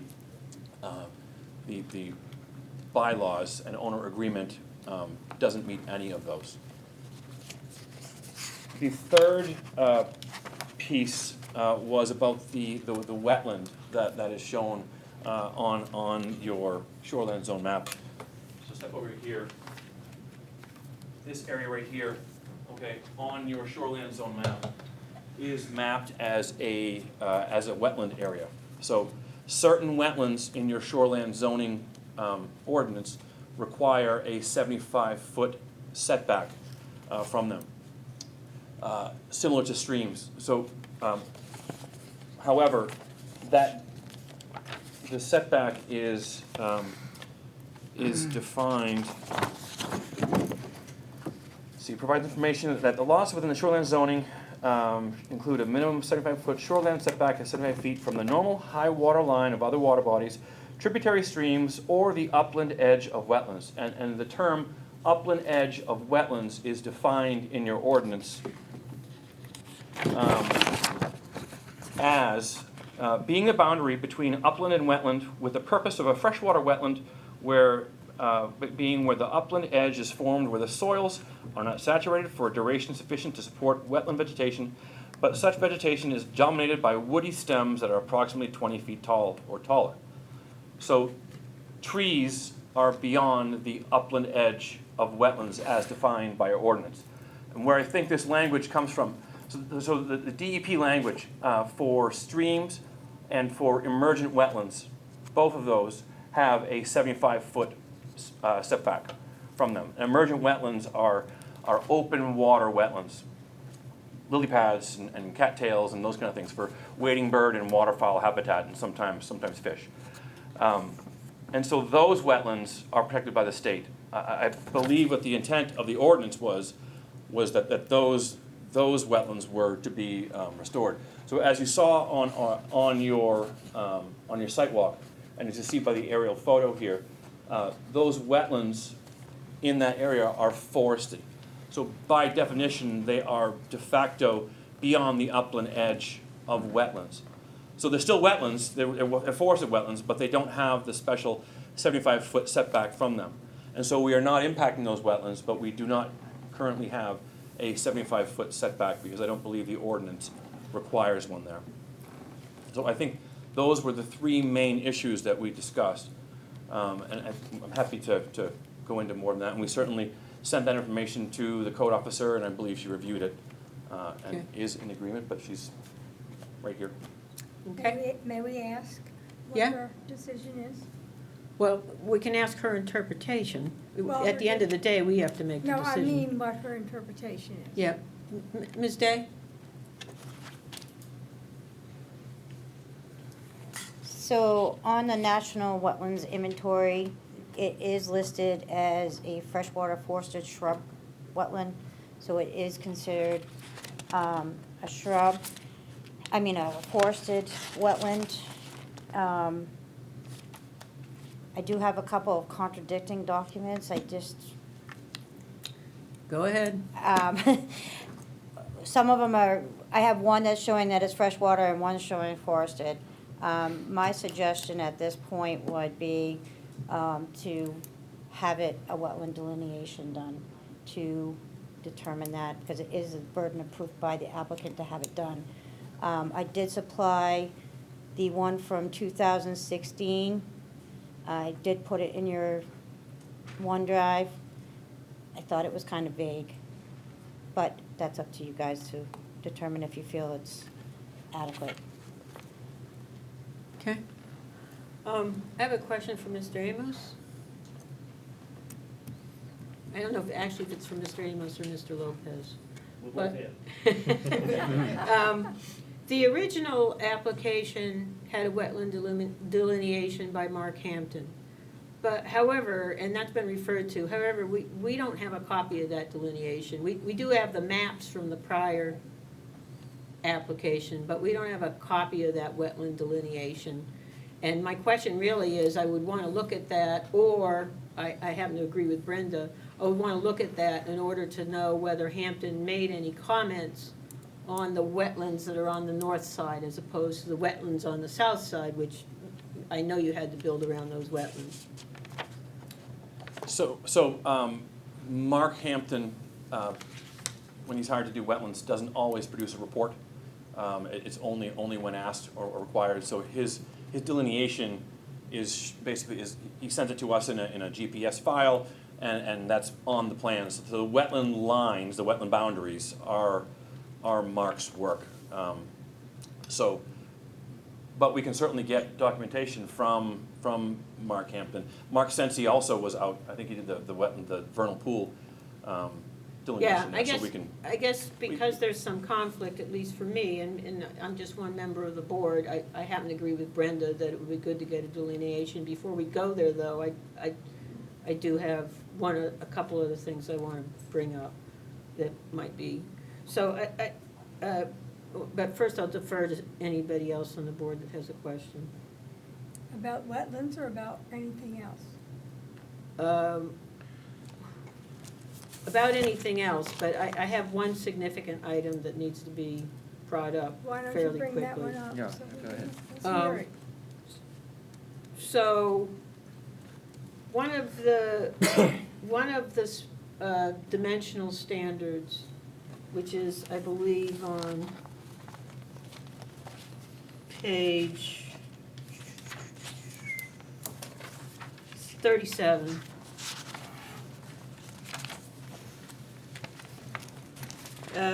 Maximum lot coverage, if in the shoreland zone, 20% for any lot in any other shoreland zoning district. And that has a footnote that the coverage does not apply if it's a public boat launching facility regardless of the zoning district.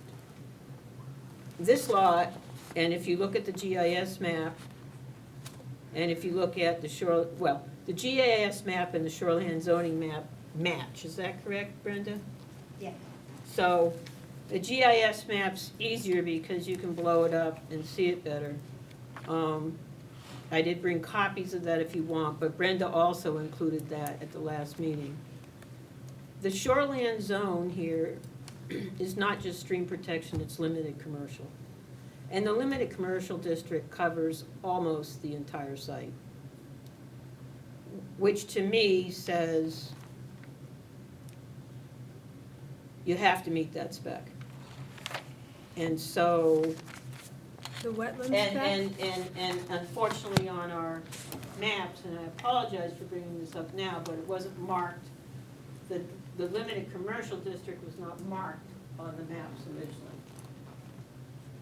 And I went through things today. I think it's that yellow line right here. So here it is, that yellow line.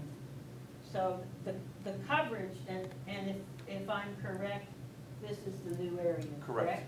Correct. And this is a lot, right? This defines a lot right here, isn't that that's a I think conveyance it's all of one. 1.3 acres? It's all one lot. It's all one lot. Well, for purposes of that spec, it actually doesn't matter the way it explains it.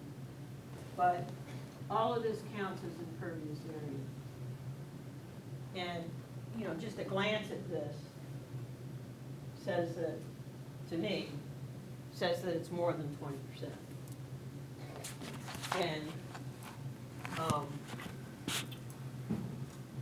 And on this one, I would also like, so, I mean, you can also look at the GIS map, which I'm happy to hand out, but it shows the exact same thing, which is right, which you all have access to and have had access to.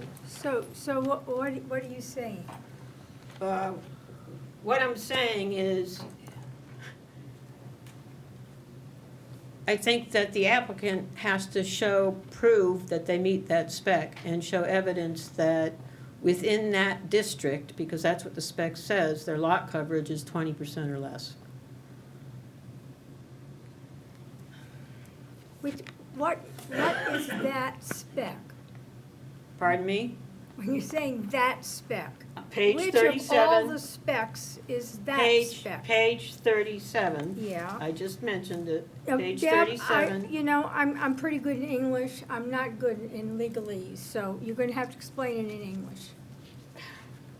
Maximum lot coverage, which you have a definition of lot coverage. Right. Which is, in the shoreland zone is all impervious surfaces, everything.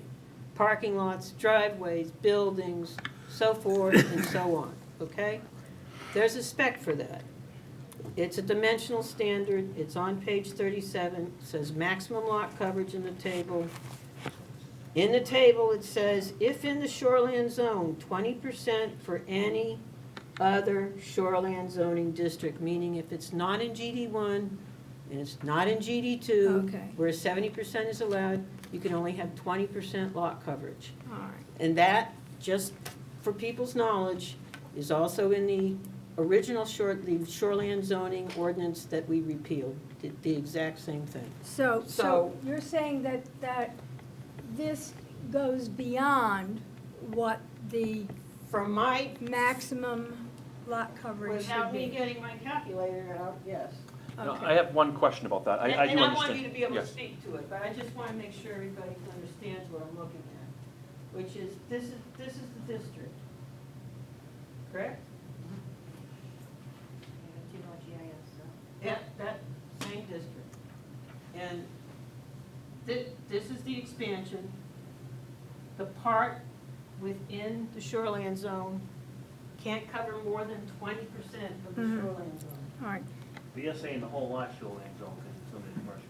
Pardon me? You're saying No, the whole just- lot? Just this mark. So just this part, just this right here. This right here, and this shoreline. Yeah, it's Yeah. almost the whole lot. Okay. Uh, How did my neighbor just do a major expansion over there then? The guy next door to me? We just put a giant building in and a bunch He's more out of the impervious? shoreline zone. Not looking at that map. Yeah, see, It's beyond that arc? Yeah. May I ask a question? Because I actually read this, and I was interested in what's on page 21, the merger of contiguous lots with principal structure, one or more non-conforming vacant lots of record adjoining a lot in single or joint ownership of record that contains a principal structure, meaning the existing facility, must be consolidated so as to bring the non-conforming vacant lot into conformity with the greatest extent possible. Would that be relevant in this situation at all? Because it is the same owner, and could that portion of the lot, would it be helpful? It would still be within that zone, but it would attach it to, well, it is all one lot though, so I'm wrong, sorry. Try. Yeah, so, I understand what you're saying, and we'll have to go back and look at that closely, but my one question I do have about that, where that, say we get Mark Hampton or Mark Sensi to say that is a forested wetland, and it looks like it was incorrectly mapped, that area is in the limited commercial zone because of what we consider the error of the wetland being mapped. You know, obviously, if that wetland doesn't meet the regulations requiring a setback from that, obviously, we're looking at a modifying here's the what map, I but- can say is that 200, I would point you to the description of limited commercial because I believe it's 250 feet from the upland edge of a wetland, but remember, there is a wetland back there. Correct. So that's, that 250 feet isn't drawn from. But this bulb right here Yeah. is a 250-foot setback off of this wetland right here. So if this, let's say we can agree that this. If you could show that, but then I think the other thing. And it may or may not be to our benefit, I don't know, Right. but. Yeah, what you'd have to show is that, because what I'm thinking about is the fact that the stream is right here, Correct. That's the stream, Might right? not make a difference. and there's a wetland here, correct? Correct. There's a true wetland Yeah. here. And so if, We're in you there, gotta go 250 feet from this area. I hear what you're saying about this area here, Yeah. or in here. But this is wetland mapped. And so, you know, even if you took out this thing, you still gotta do. I understand, You know what I'm saying? Yes. So I think, the reason and again, I apologize certainly that I didn't notice this earlier, but the maps we have do not have that boundary on it, and that's what I I have a habit of going through, when I feel I'm gonna deliberate, going through each and every specification. No, I Um, understand. So, and to Mr. Lopez's question, although boards do make mistakes, the approval he's talking about was not in the shoreline zone. Correct. So we can certainly agree to table it until we have that Yeah, information. so too. I think that's the best thing, folks, to give these guys a chance to go back and figure out what they would want to do. And just, I would make sure to read it real carefully, because there's also parts about,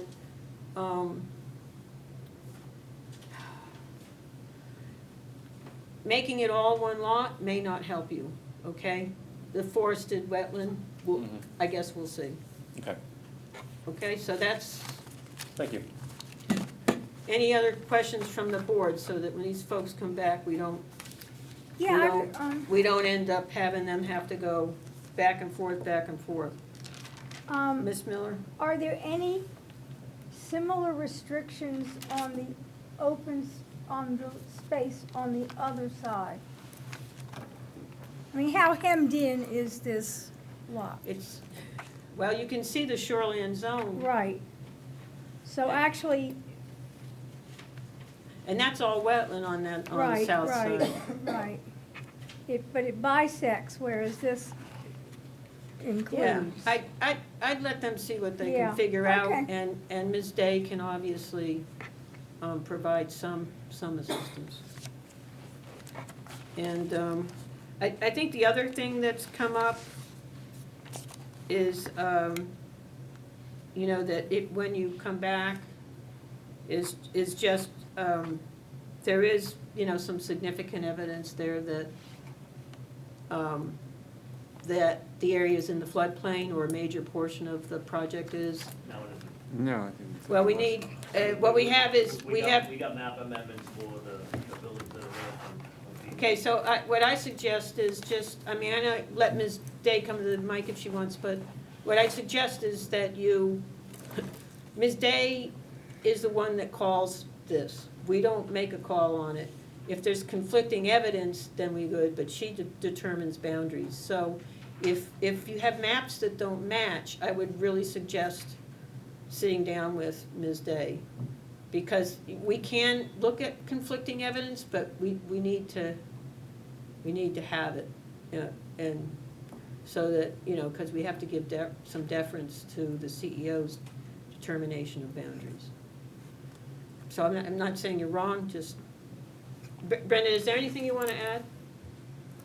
Yeah, I think we just used two different maps. My FEMA flood map from 2017 shows the flood area.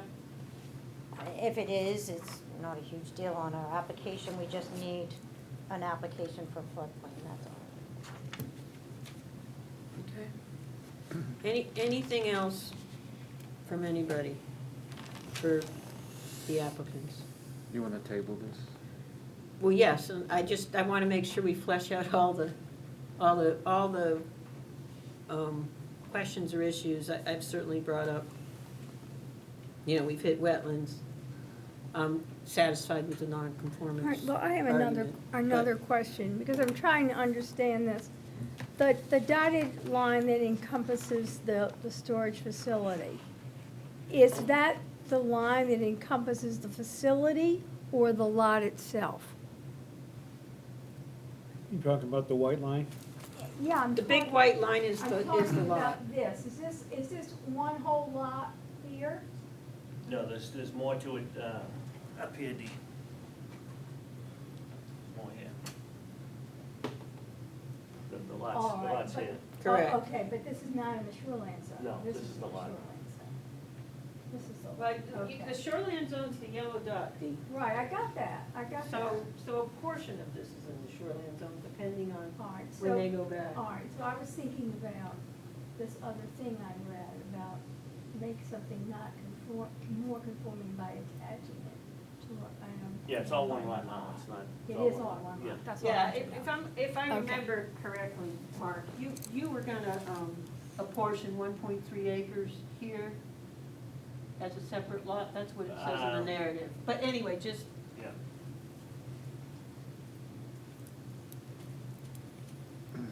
all right, so I'd accept a motion to table. Moved by Mr. Gibbs, seconded by Ms. Miller. Any further discussion? All in favor, please raise your hand. Too many zones for me. 4 in favor, all those not in favor? And I'm in favor. Oh, you're in favor? Yeah. Okay. 5-0. Table into July or to be determined? To be determined, I think the applicant needs to have a chance to decide what they want to do, and, you know, once you're ready to come back, we'll try to give you preference. Thank you.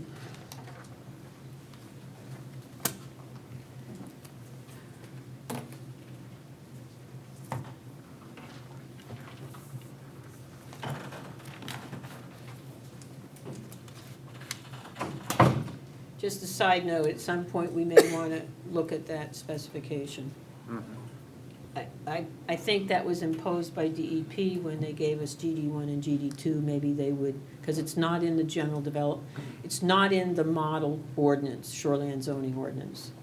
So it's possible that we could modify that.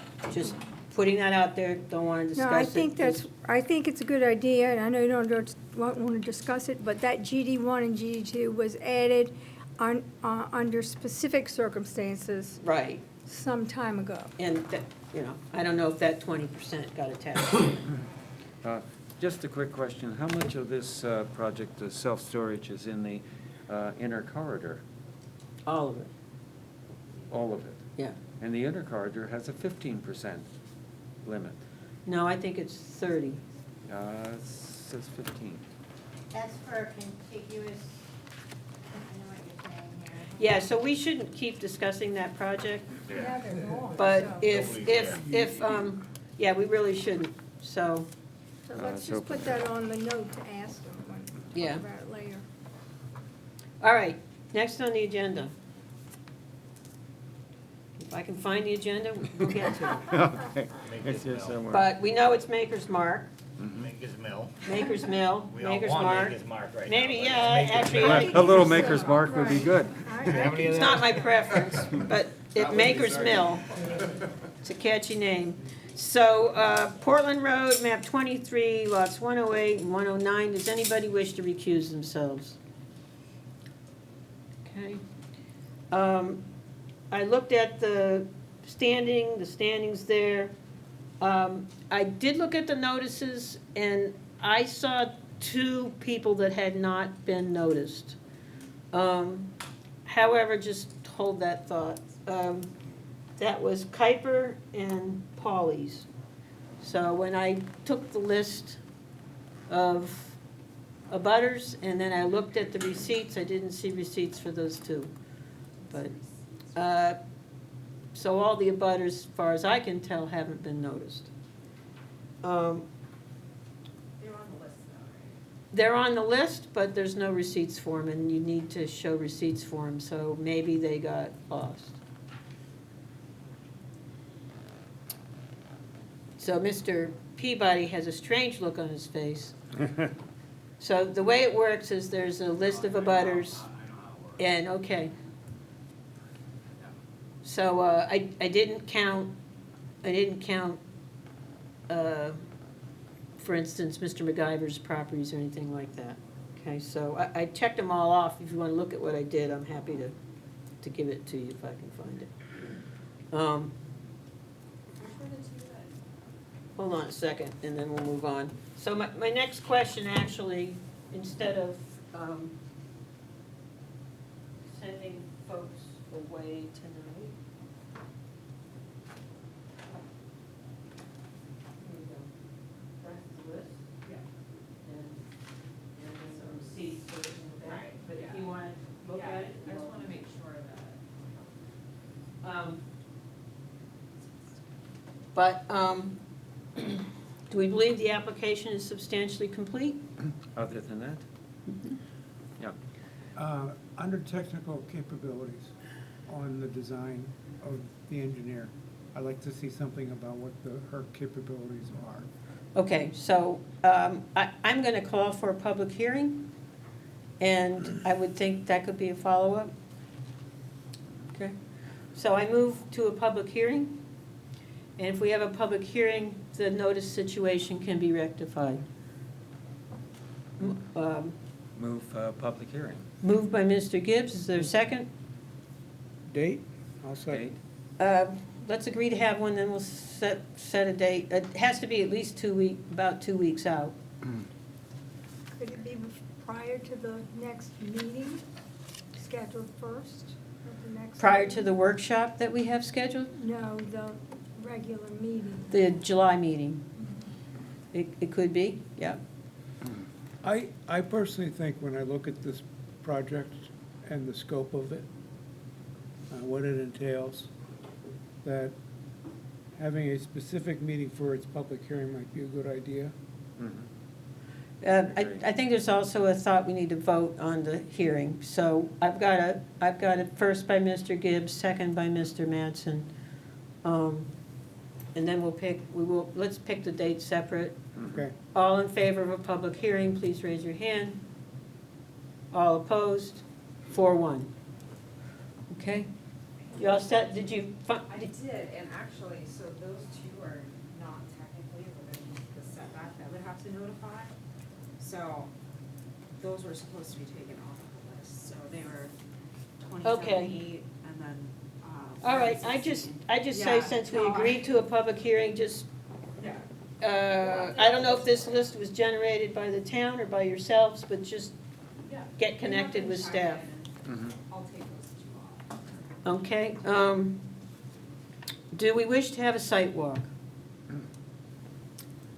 Moved by Mr. Gibbs?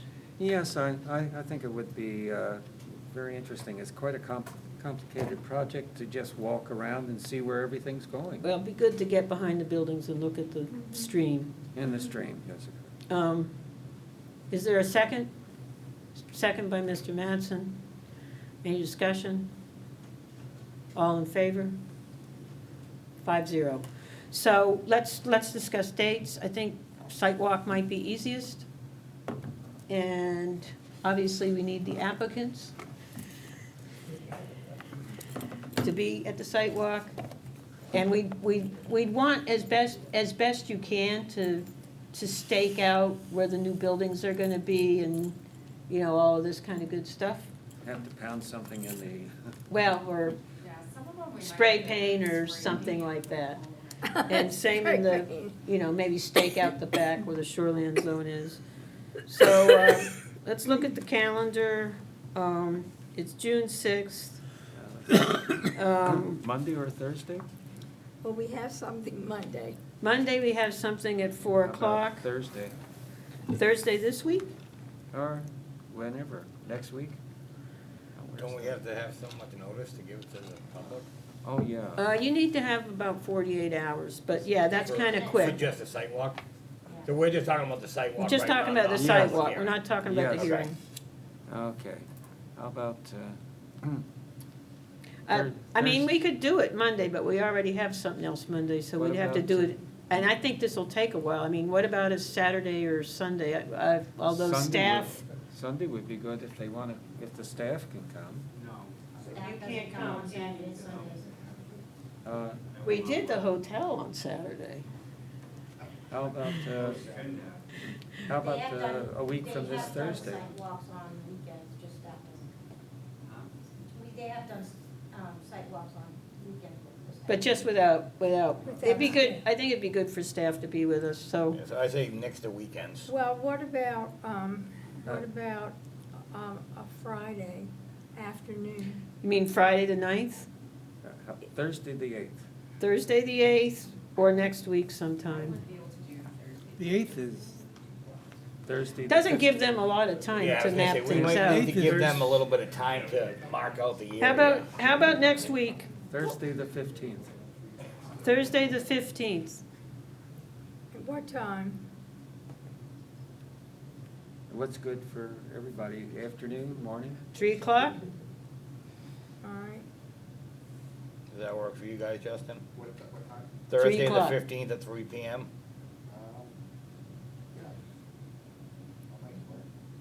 At what time? 3? 3. Three. Does that work for staff?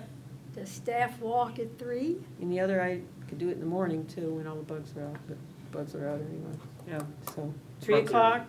Yeah. I could do it in the morning, You want morning or afternoon? or, Rolf suggested 3, so that's the only reason why I said 3. Okay. 3? Is there a preference from the board? Come on now. I had said 3 because it gives us 2 hours tops. Okay, so 3 PM, I'll make On- a motion for the sidewalk on June 15th at 3 PM. okay, Second. second by Ken, all in favor? 5-0. Okay. All right, I suggest we, I suggest for the, I guess for the public hearing, our next meeting would be we have a workshop on the 20th. I don't think there's enough time. Is there enough time to notice the public hearing for the 20th? What's today's date? 5, 6, 7, 8, 9, 10. I can't, personally, I can't imagine a short public hearing relative to this project. So what I'm thinking is of substituting the hearing for the workshop and trying to, there's gonna be a vote, by the legislature on 1706 very shortly. So I'm Which trying will to channel extend- my positive energy. That oh, would- that's the delay. To extend, right? Right. delay, yeah. So if Delay. notice can be given by the 20th, then we could have just a meeting just for this. I've We got, wouldn't have time to get it in the Bridgton News by then. And that's kind of been an issue with the public. Okay. So I don't know if you want to do it the next week. I mean, I'm just saying, because we can't get it in the Bridgton News, their cutoff time we've already missed for this week. We'd Okay. have to have it in already. So what about, well, the next week would be on a Tuesday is a select board meeting, so we have to pick a different time. How about, Monday, the 26th. Monday, the 26th? June 26th? Does that mean we cancel the workshop? no, We don't know yet. I will probably Who knows, move the I might not be workshop here. if the bill gets passed. We'll just move to July. Just a quick question, I know, 'cause I overheard what Justin Hold just on said. one second. I think you still have enough time to get it in the paper. Because it doesn't necessarily have to be in this week's, it could be in next week's. Hold on, I'm just looking, because I know the ordinance changed. It did. Is it only once? Do you know what top of your head I'm looking I at? think for site plan, it's twice. It's once for other things. We can look. I'm looking right now. Are you looking? Yeah, you can look too. You know what, we can, instead of us laboring over this right now, why don't we come back to this at the end? You know, the applicant's gonna give a short presentation. The board needs to provide to the applicant, not start a review, but just provide to the applicant what you'd like to see. That would be information that's helpful at the hearing. So maybe we should, while Brenda looks that up, why don't we just move along? Okay, so, if the applicant or applicant's engineer would like to give us an overview. There's an easel up, stand up there if you wanna use that. Oh, yeah, we got 2, so. Okay. I think I'll use both of them. Put her own up. Oh, well, I thought you put your own up.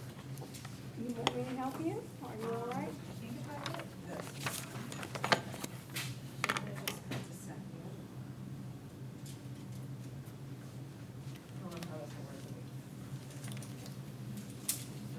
Just come down there. Oh, put the camera down there. Things, 12 days. I think it's, you gotta notice twice. It's all in the package too. Yeah, I've memorized. Don't worry.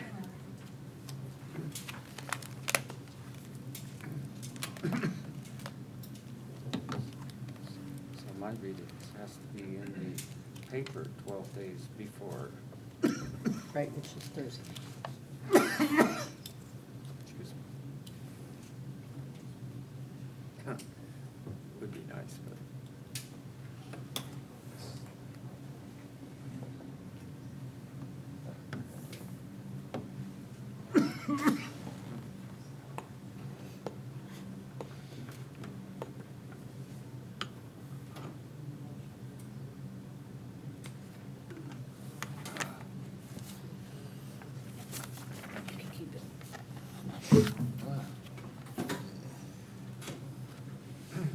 Nova Scotia. Like, Oh, that is awesome. Sorry. I'm getting seasick. We'll fix it for you. Don't worry, some people think I'm kind of cockeyed anyway. I'm sorry. yeah, that looks good. Get it level? Level enough. Dan, I'm sure you have something in your pocket. Yeah, you got one on your You have a phone. level on your got- phone, You got them on your phone now. not on my phone. They don't have them on flip phones. Yeah. That's right. I have a little woman in my pocket and she tells me if someone needs me. That's too much information. Okay, the floor is yours, Mr. MacGyver. Okay, Success at last. we made it. Justin McIver, owner of Manager Homes. Thank you. Thank you for all your efforts to the board with all the applications.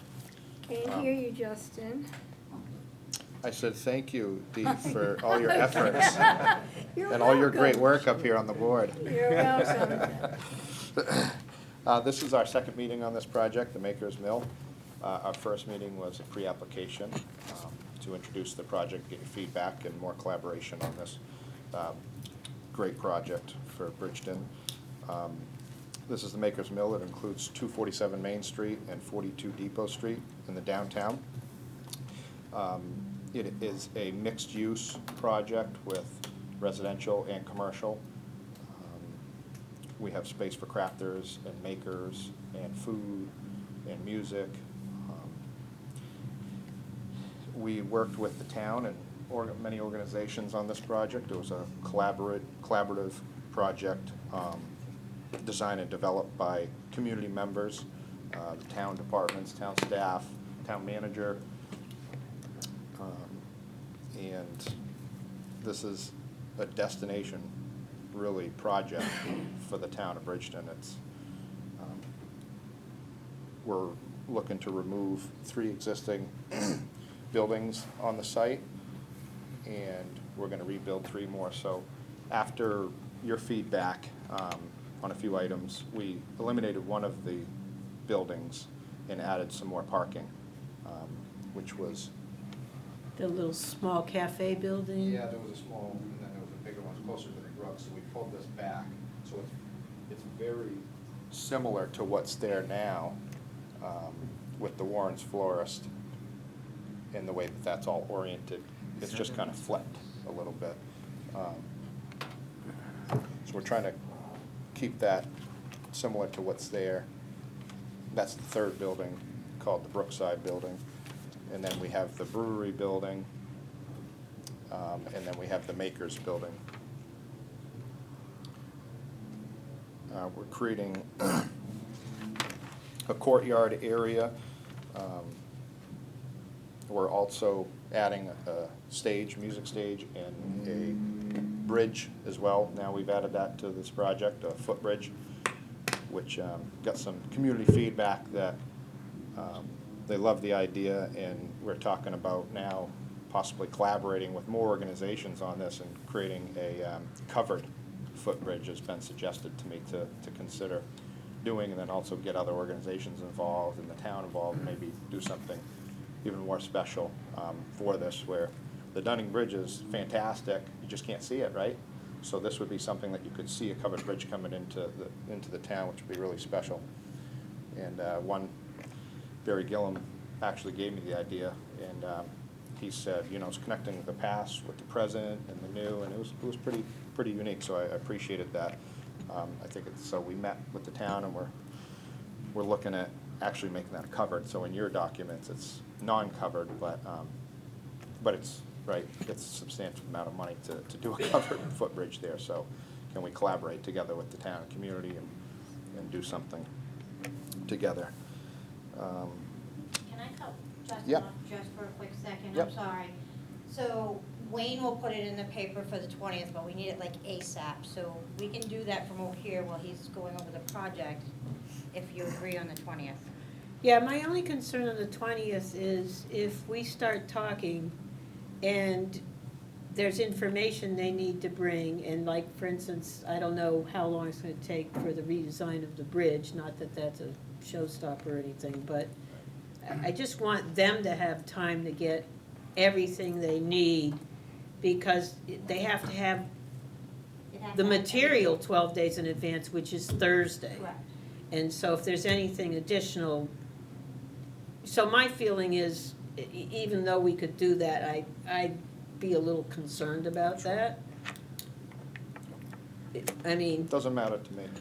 I Okay. appreciate Wayne doing that for us, but it's fine with, okay, and I appreciate Dan figuring it out. So, right, the intent with this project is continue revitalizing, you know, the downtown of Bridgeton. You know, this project will continue to help Bridgeton be a model town that's sought after of revitalizing a rural town in western Maine. You know, also this project's gonna help sustain the area and the region more. And it's gonna unite the community further. You know, it's gonna support local businesses, organizations, nonprofits. It's the intent behind this as well. It's gonna create more housing, more food and drink options, retail stores, common public space, gathering space. People can come down and be together, and we're noticing that more and more what's happening right in the community, and you can feel the community coming together, which is really special. You know, promoting social interaction, improving, you know, continue to improve community health and wellness. You know, we're gonna improve the trail system and the connectivity in the downtown, and increase green space in the downtown. Promote and improve the arts and culture of Bridgeton. Continue creating a strong brand and identity for the town. And just building a stronger community for all ages, multi-generational. We're gonna improve nightlife. You know, we're gonna have Music on Main either relocate here or be an extension of, for music venue, and we have ideas of playing movies on the screen, maybe, you know, when, at nighttime, where people could come out and sit there as a public gathering and watch a movie on the back of the stage. Interactive social sculptures and murals as well. You know, connected to the trail, telling a story. Everything's gonna tell a story here and be connected to history. The train station, we worked with the Historical Society on to recreate what the old train station was down on Depot Street.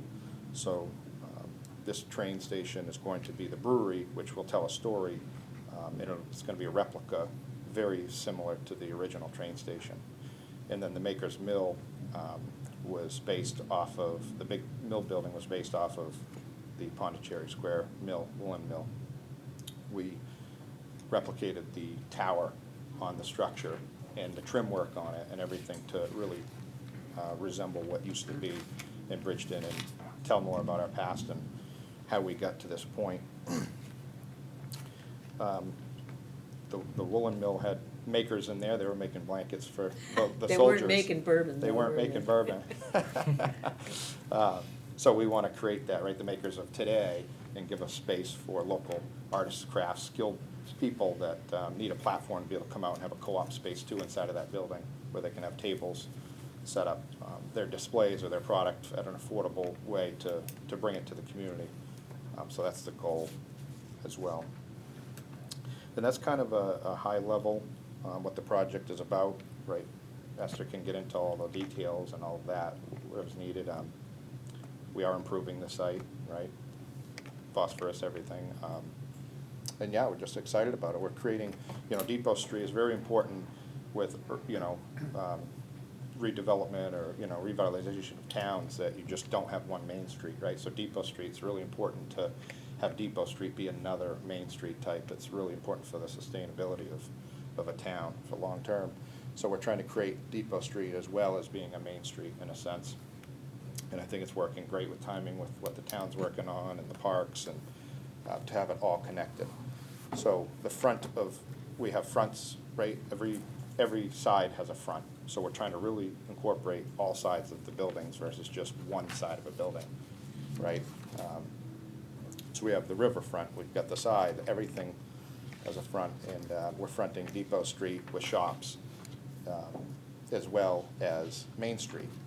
So we worked with an architect on this that we also worked with on the Gateway, and spent a lot of time on this project and very thoroughly thought, because this is really an important project here in this end of town, and they're vacant, right, structures, 2 of them are vacant right now and pretty much condemned, so it'll be nice with this improvement to keep reinvesting in our community. We've got parking, large parking lot. The bridge will also help connect to the parking over on the other side. You can see we put the sign up there that says additional parking for Gateway Block, which I'm calling Gateway Block, everything from the Walgreens down around up to the Gastropub. That's the Gateway Block. So we're adding parking to this site, as well as street parking, parking behind the Maker's Mill. And then in your document you saw all the parking areas that we highlighted just to make it easy to see how many spaces there were within the vicinity. Esther can tell you those numbers. And you can see the trail system is connected right up too, so everything flows really nice. We'll have a water fountain on Main Street, and the intent there is, like I said, to support nonprofits too and charities, that money can be put in there and then donated to local charities. It'll be a nice feature on Main Street. This is gonna draw you right into this place with the courtyard, all sod lawn, irrigation, beautiful. You can sit there with a blanket, you can hang out, there's park benches. And talking with Ian Factor, used to live out in Colorado, he said it's really important too to increase from Find Factor Art, he said it's really important to increase outdoor winter life too, right? Like not just stay inside. So we're looking at creating areas outside for the winter time that might be more comfortable heat-wise, things that where people can come together and gather in this area in the winter time as well and be comfortable. He said they do heated benches out there where you can sit on a heated bench. They do heaters, and to really bring people out during the winter together as well. So year-round, right, it's really important to support that year-round Bridgton, that we're not a 3-month town, right? We're a year-round 4-season town. And yeah, I'd like to, any questions or further input or ideas? This is, right, again, what I said, this is an idea, and then, right, the group said, we came up with this together, which is really special. And I'm very proud of that, that this was a community project of what's best for Bridgton. Not what's best for me or my company or anything. This is what's best for the town, and that's how I approach this project, and we'll approach every project from here on out. Okay, thank you. You're welcome. Thank you. Maybe, unless there's specific questions just for, again, we're not gonna start the review tonight. Yep. So it might be good to have the engineer just give us an overview. Mr. Turok? I know it's not a public hearing, can I ask Justin a Yeah, question? please. Because I'm just trying to get my arms around it. Yeah. You gotta go up to the mic, Paul, and Come on up. identify yourself. Paul Turok, Bridgton. I'm just trying to, I haven't had looked at this really. Yep. Are you taking down, like Ricky's Diner, the building behind it, the florist, and stone slab? Good question, yeah. So, no, so we're leaving Ricky's Diner building in the Potter Place building. So that is going to stay in place. We're actually, Excuse me, Justin, Yes. are these the white buildings that are here? yes, yep, Yeah. And right These are here? staying, Yeah, correct. okay. Yep, these are staying right now. Yeah. Right, Isn't there a All right, and then your VFW parking lot is Yeah. beyond, further down the street. Yep, this is the big parking lot here. oh, for this, and then For you this, have your yep. existing lot for the gateway Correct, that's the also gonna existing, be used. yeah, it goes right out and around this building. Right. So we're creating storefront, windows here to the brook.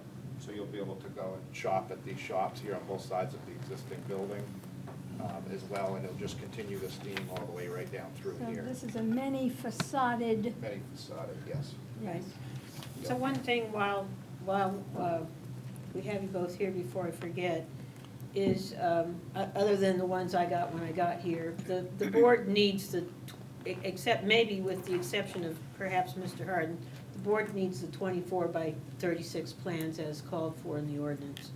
So, if there are folks that don't want it, could you let them know just so they can save those? But I've got one, I'd like one. I'd like one. Thank you. so we got two there. Thank you. Rolf, do you want a large size plan? Need new blinkers. May I ask a question while Brenda's doing this? Yep. Thank you, Brenda. I'm saying this, Justin, because I Dan, have one? no opportunity to speak to you Yep, at all, except in this forum right here. right, yep, I'm barred from discussing anything with you outside. sure. And so I'm kind of uncomfortable that I was left out, but my serious question is. Ms. Miller, come on. Excuse Get- me. You need to, I'm first of all, asking Ms. Miller. how these Yeah. community groups were gathered. Why, That's Ms. not- Miller? not Because our- I'm asking, he says the community chose this and said this, and it's my understanding that there were no notices in the newspaper, and So what, get to your point, Ms. Miller. I asked, how were these community groups gathered? Through the town and Here- nonprofit organizations. All and right, so local- you submitted it to various groups? Yes, Okay, thank you. yep, through the town. So are there any general questions for Mr. MacGyver? And, because I want to give the engineer a chance to just give a quick overview of the structures and whatnot. Yes, when you do your artistic rendering in the sheets that I have, Yep. you have some nice landscaping there. Do you have a landscaping plan?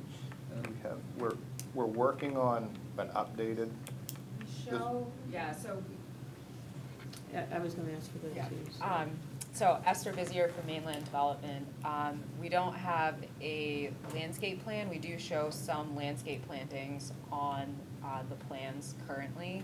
A specific landscape plan wasn't one of the submission requirements in the district that we're in. But they are planning on doing landscaping in Yeah, and around the it's building. it's a submission requirement for the site plan, but in the district, it's not regulated as such. So, but I think what Ken's asking, and I had the same question, if you're going to have landscaping, some sort of plan, you know, even if it's a list of plants and where they're gonna go. right, I'm meeting with the landscape architect this Friday.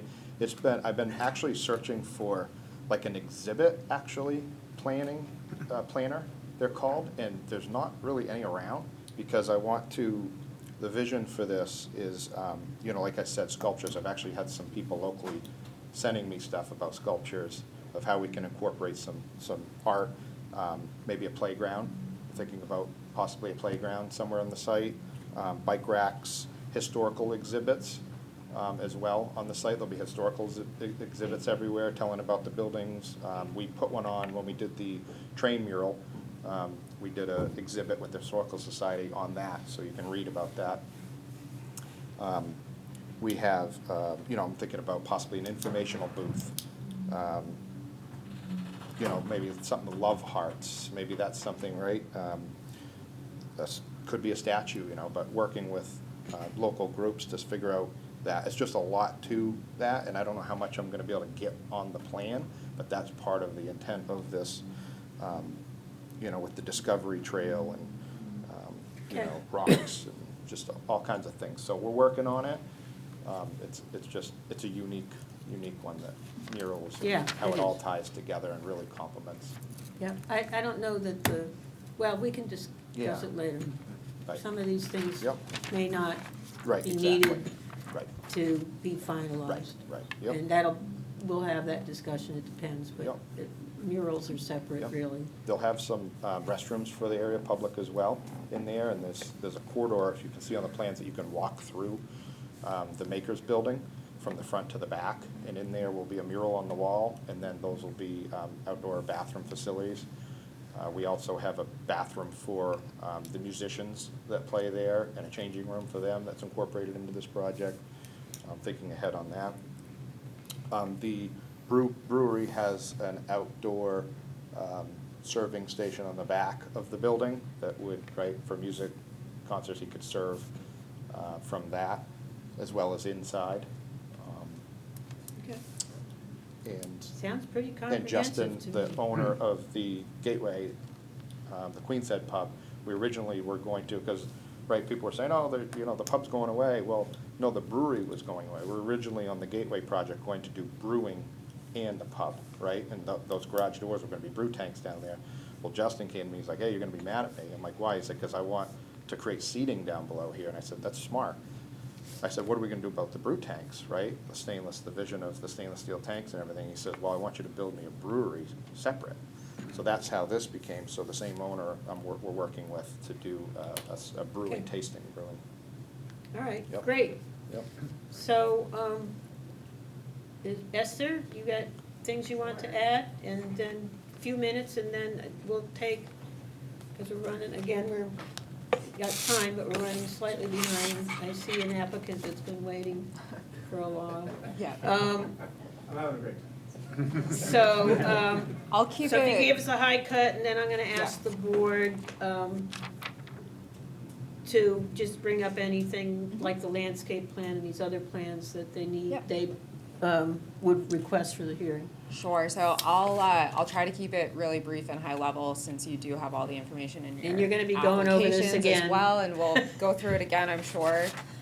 So as Justin said, we're 247, 257 Main Street, which is also tax map 23, lots 108 and 109. So as far as zoning, and I do think we went over this in the pre-application or sketch plan as well, but we're in the downtown village business 1 district, and then lot 108 and a portion of 109 is in the general development 2 shoreline overlay district because of that frontage on Stevens Brook along lot 108. So we kind of go through and lay out the space and bulk standards in the application. I won't run through all of that. I'll just note that, so lot 108, which is 257 Main Street, that's the one with the 3 existing buildings. So the existing mainly melts and Potter's Place, that's staying in place. The sort of abandoned storage out back and where Warren's Florist is now, that will be torn down as part of this project. So those 2 buildings will go. And then on lot 109, that lot is 0.69 acres in size. It's currently almost completely covered in either pavement or building. It's like 90-something% impervious area. That abandoned garage or whatever that used to be, that will be torn down as well. The buildings, I won't go back through that. Justin did a great job of describing kind of that vision and what the intent of the project is. Just as far as that goes, I will mention, so sidewalks, so we are connecting to Main Street along Depot Street. We're extending, right now there's parking right up against the Potter Place building. We're gonna offset that so that there can be a sidewalk in front of the building. And then there's one spot where we'll have to stripe it out to the connection with Main Street. We're also proposing a new crosswalk, so pedestrians would be able to come through Main Street, and if they were cutting through the courtyard between Maker's Mill and the brewery, then they would be able to safely cross Depot Street to access the other side of the street. As Justin mentioned, they'd then be able to potentially connect to the Stevens Brook path, and with a new pedestrian bridge could either get to more parking or some other development.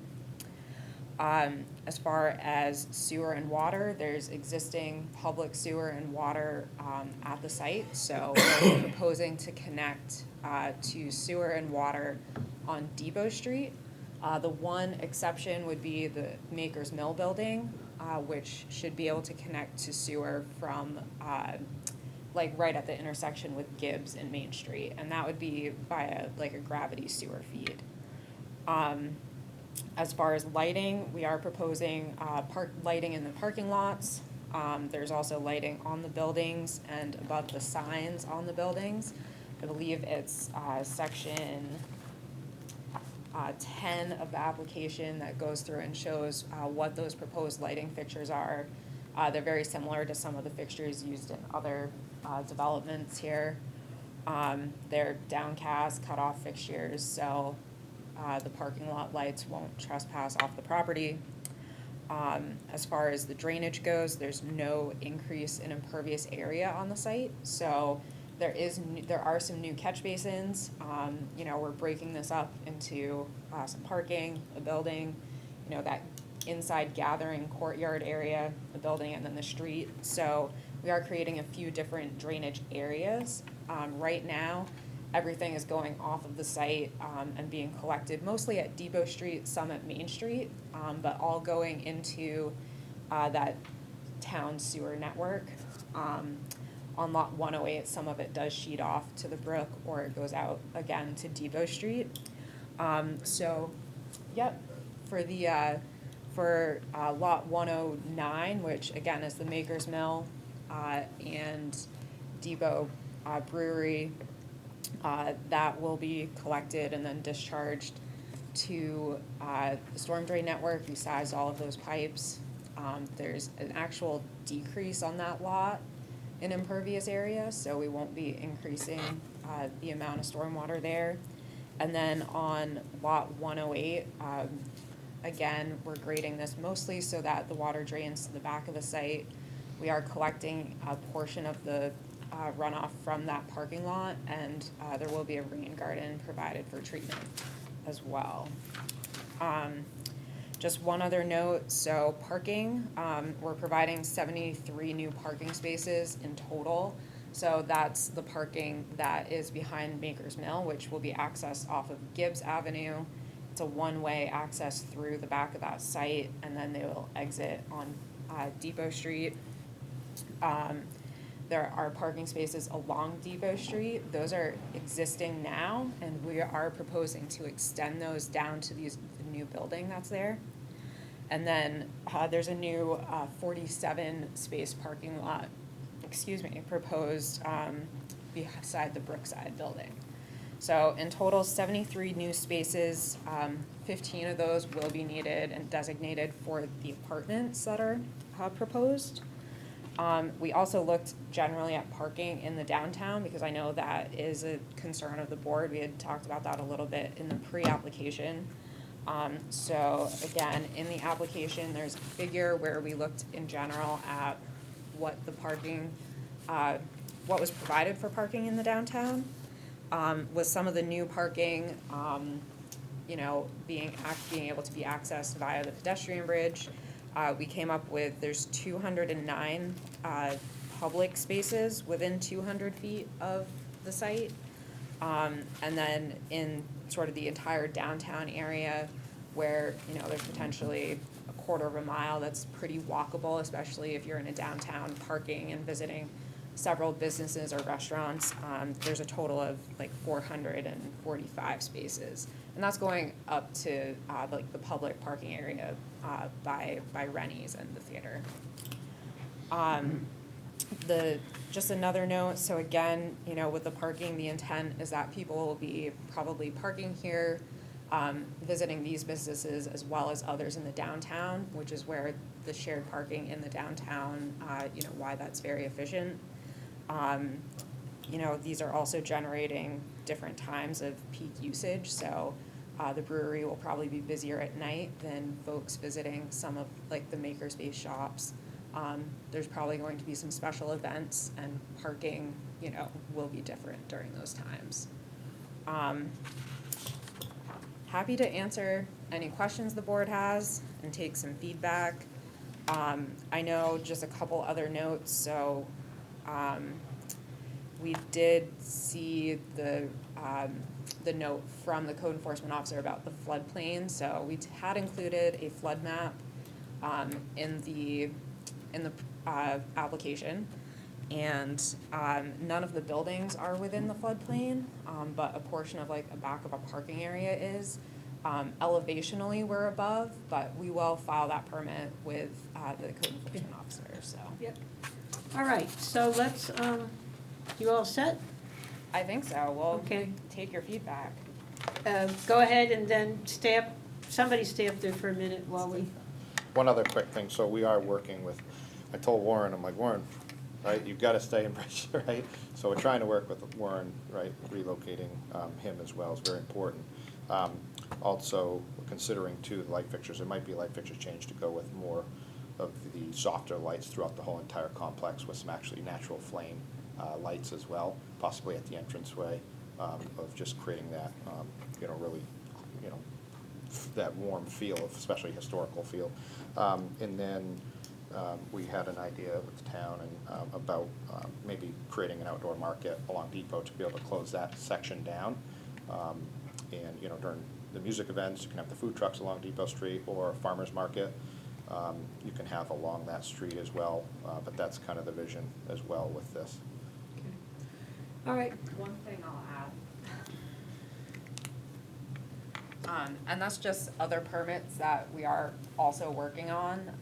So the main DEP will be obtaining the stormwater management permit, and then also the Natural Resources Protection Act permit, where we have impacts near the bridge, or near the stream, excuse me, sort of due to the bridge and the path, and then even just the back of like that parking area, we do get within the 75-foot stream setback that DEP would have, so those will be submitted and in Okay, process. do you have to submit anything to DOT? I don't believe so. We're not creating anything new. All right, so, We're starting actually with D, eliminating any either advice for the public hearing or something you didn't see in the application you want to see or want expanded on? Is it all right if I make a comment? It would be good if we are, All right, well, I can go save. ahead, but I mean, we're almost at 20 of right now. I'll save it for the public hearing. I'll have a chance to speak then, correct? I mean, if you can make it short, Dee, right? I'm trying I'm just really concerned- hard to I'm move trying on to Mitch. It's hard for me not to be home, and there's a ball game starting right now, so I'm going to talk I'll save it for the hearing. But is it possible that I could give Esther, is that your name? Yeah. A reference that has just something to look at on television? It doesn't have anything else. It's almost like a bibliography. May I just hand her a note with something on it that says, she might want to watch something about revitalizing a small town on television. That's May I- up to her. May I But give you- if you're gonna ask about that No, later, I'm that needs just, to be I'm just submitted into evidence. giving her a note. And if she'd like to, with you in our presence, ask me about it, ask me before. Well, no, I'd rather not do that. So Okay. we need to be careful of ex parte, so. I'm not ex parteing. I've known him a long time. I've never Well- ex parteed him. But you just handed a piece of paper to the I asked her, engineer. give it back. So Take it back. I'm being. either it needs to go in the record, or, Here. I don't want it. Well, here. If you want it in the record so everybody can see it, that's fine. Again, these all need to, so what else do you have, Dee? Do you have something related to the standards that you want to see? I'll wait for the hearing. Okay. Mr. Mattson? My God. Justin, to start, it's really terrific to see somebody local wanting to invest in their community. And I think it's fabulous. I think also, when you're looking at parking, I think the big fear about something like this is the amount of traffic it will generate and what it will do to the downtown area and the availability of parking. I like the analysis that you had done in your application, but I'd like to see a little more detail on how it actually meets the needs of exactly what's going to be happening in your site. Because we have no parking standards per se. But I would like to see that if we do this, that we're not gonna create a mess where people come to town and they can't find a place to park. Okay, so a more discrete analysis of the comprehensive parking parking and analysis. what's required. Okay. Okay. Mr. Harden? Really, I really don't have much. I think it's a great plan. The only thing I had heard Esther say,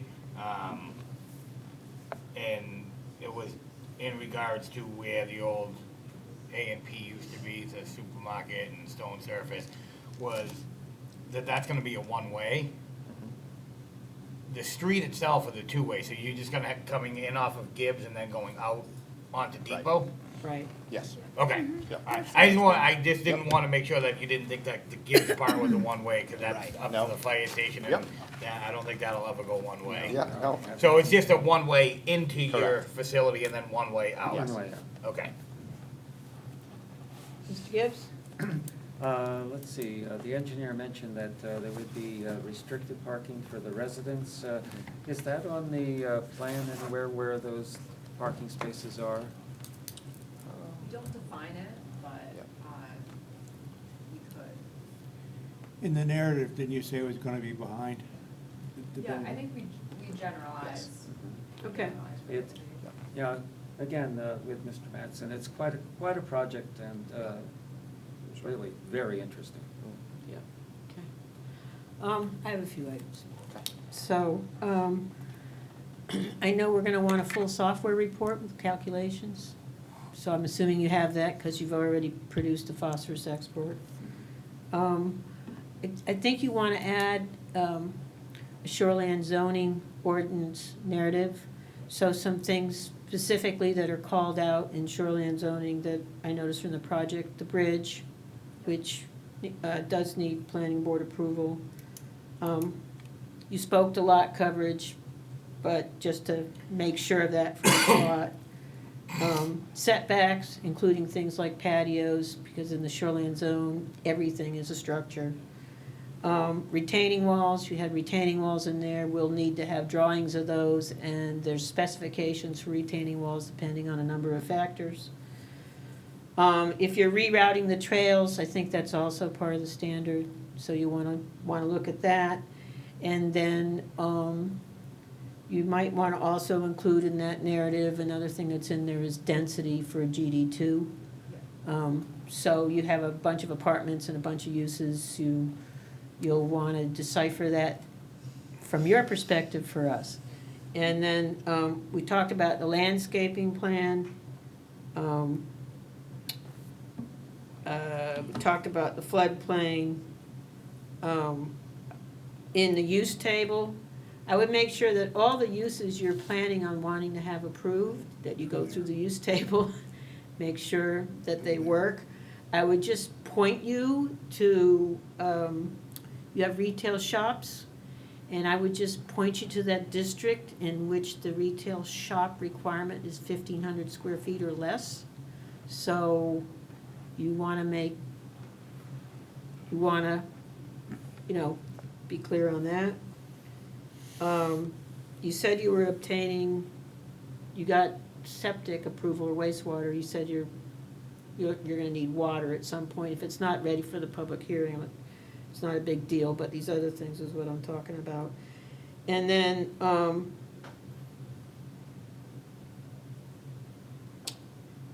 in terms of the space and bulk standards, I'll definitely have some questions on that, so you may wanna take a real close look. I know you've looked close, but you might wanna take another very close look at that, particularly as what's described as a facade. Because that's the key word in some of these. So, I believe that's it. If there's two different spaces, and one person wants to take both spaces that equal more than 1,500 square feet. Say again? So if you have two spaces that total more than 1,500 square feet, right, a tenant wants to take both spaces? I think you have to take, what I'm looking at is walls that define the shops. Right. So, So if somebody wants to take an additional space, though, that goes over the 1,500, You're talking about opening it up or having doorways through? opening it up. yeah, I think you better read, I read the definition of small retail. I think it probably assumes it's a complete shop. So, just think about that. There's ways to divide We'll look things. into it, yeah. And that's it, Ms. Miller? Last- Do we have a date for the hearing? We don't, so we need to do that. Which I'm waiting for. So, Good. so you're gonna need a little bit of time to get this all together, right? You want to say anything? Or does anybody else? I think we're good unless somebody Okay. has a question, but there'll be plenty of, Okay. there, it's gonna be, I'm sure, a very thorough public hearing. Okay, so, we're at June 6th. Can we do it on the 27th, What day of the week is the 27th? That's a, Tuesday? that's a select Select board board. meeting, it would have to be the 26th, which I think is what Dan had said earlier. Yeah, 26th. Monday, the 26th? That's for the public hearing, yeah. We Does have- that, does that work for the engineers and everybody else? At what time? 5 o'clock. 5 o'clock. 5 o'clock, okay. Does that work for everybody? Ms. Day, does that work for you? Yep. Do we have anything else in the meeting of, the workshop meeting? Do we have anything else with the workshop? In the workshop meeting, besides the workshop? We have the workshop on the 20th, and I'll consider rescheduling that workshop. We have nothing else other than LD 2. That's why I'm asking the Yeah, question. yeah. Because if we're gonna have this meeting the next week, let's reschedule the workshop. Okay, good idea. Okay, so let me Because we work on already have an that. extra meeting with the site visit. Let me work on that separately, Okay. and let's pray for 2/3 passage. Okay. You got everything, understand everything? I think so. Okay, I will, Laura Lee and I will exchange lists, and we'll get you out a written version as well. Okay? Right. Try to do that ASAP, tomorrow or the next day. Okay, thank you very much, I appreciate it. Yeah, Good luck. thank you. Thank you. Hmm? We can't leave this part yet, we still gotta do the site walk? Or do we already? No, vote we on that? decided the site walk. Yeah. The site walk is at 3 o'clock on the Friday. 15. 15th. On the 15th, okay. I think you actually suggested that, Thursday the 15th. So Oh, the one we Thursday- were waiting on was the public hearing. Never Yeah, mind. Thursday the Yep. 5th, there's a lot of Okay. meetings. Thursday the 15th for the site walk, 3 o'clock. The 26th for the public hearing. No, Are we- 5 o'clock. 5 o'clock, 3 o'clock for the site walk, 5 o'clock for the public hearing. right. Did I say 3 o'clock? Yeah. For the sidewalk, yes. For the sidewalk. 3 o'clock for the site Site walk, walk, 5 3 o'clock p.m. for the public hearing on the Yep. 26th. Remember that our July meeting is on the 6th, Thursday. When were we gonna have, pit stop come back? We already said this When were we gonna Monday. deliberate on that? We said Monday. Monday, the 12th. That was at 4. 4 o'clock. 4 o'clock. Yeah. We got enough meetings coming up. Yeah, can we disperse the workshop now? We already did. We did. More or less. I'm not gonna, I'll reschedule it and pray, Okay. or I'll pray and reschedule. So we have the 12th at 4, we have the site walk on the 15th at 3. We have the public hearing on the 26th. Could you email us all? Laura Lee will do that. Thank you, Laura Lee. All right. Thank you, Mr. Slattery, for being very patient. But it got late. So, next on the agenda, Sundown Lounge, Depot Street, map 23, lot 134. This is the former tap house, represented by Mr. Slater. Does anybody wish to recuse themselves? Okay. Is this here because of a change of use? Yeah, I'm gonna explain that, okay? Yeah. The proper notices were made, Mr. Slattery has standing.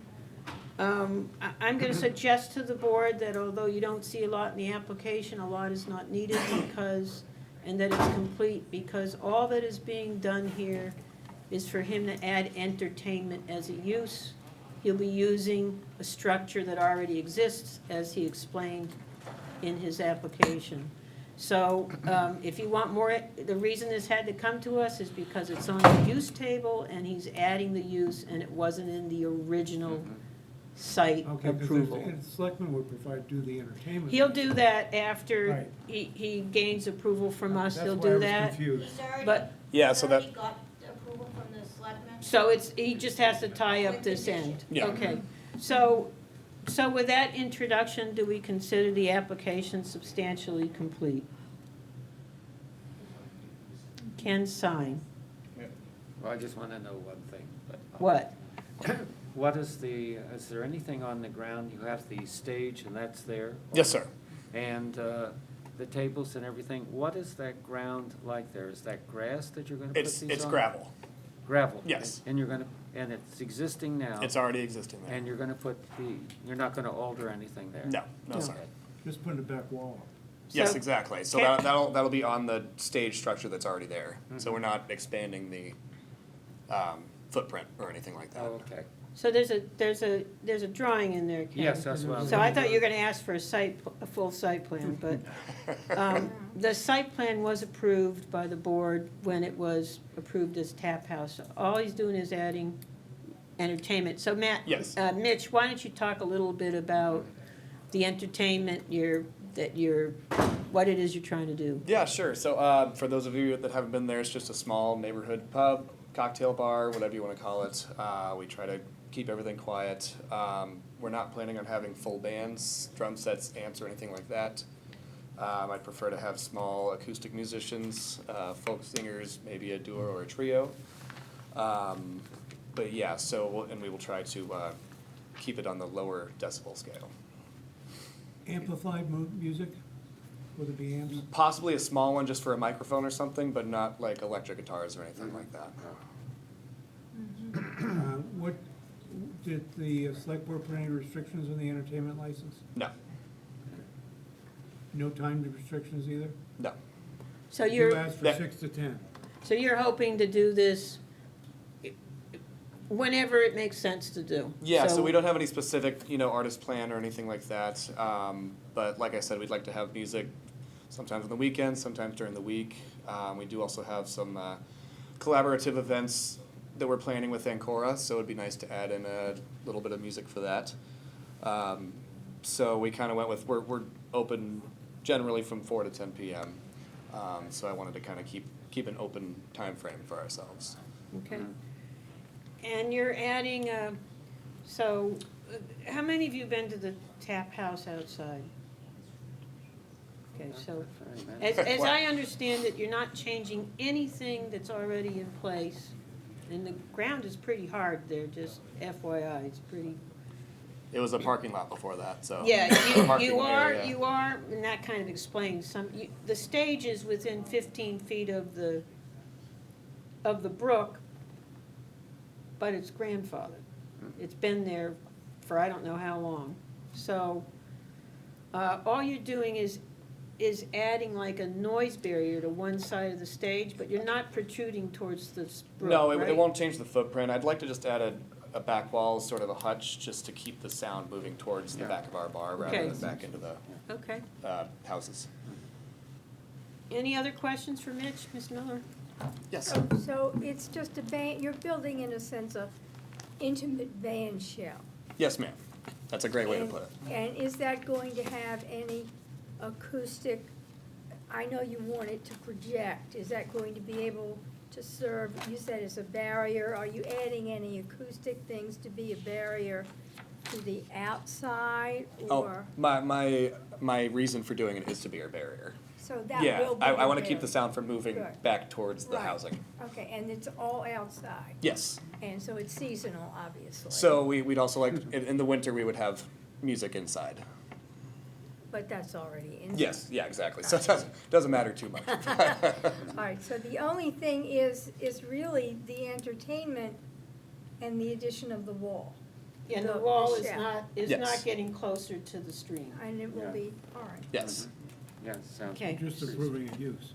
And you Yes. have your permit for the music already? Well, the license. License. License for the music? Yes. Yes, sorry, I already had that. So are we ready to deliberate? Yeah. Yeah. Yeah, Yeah. sure.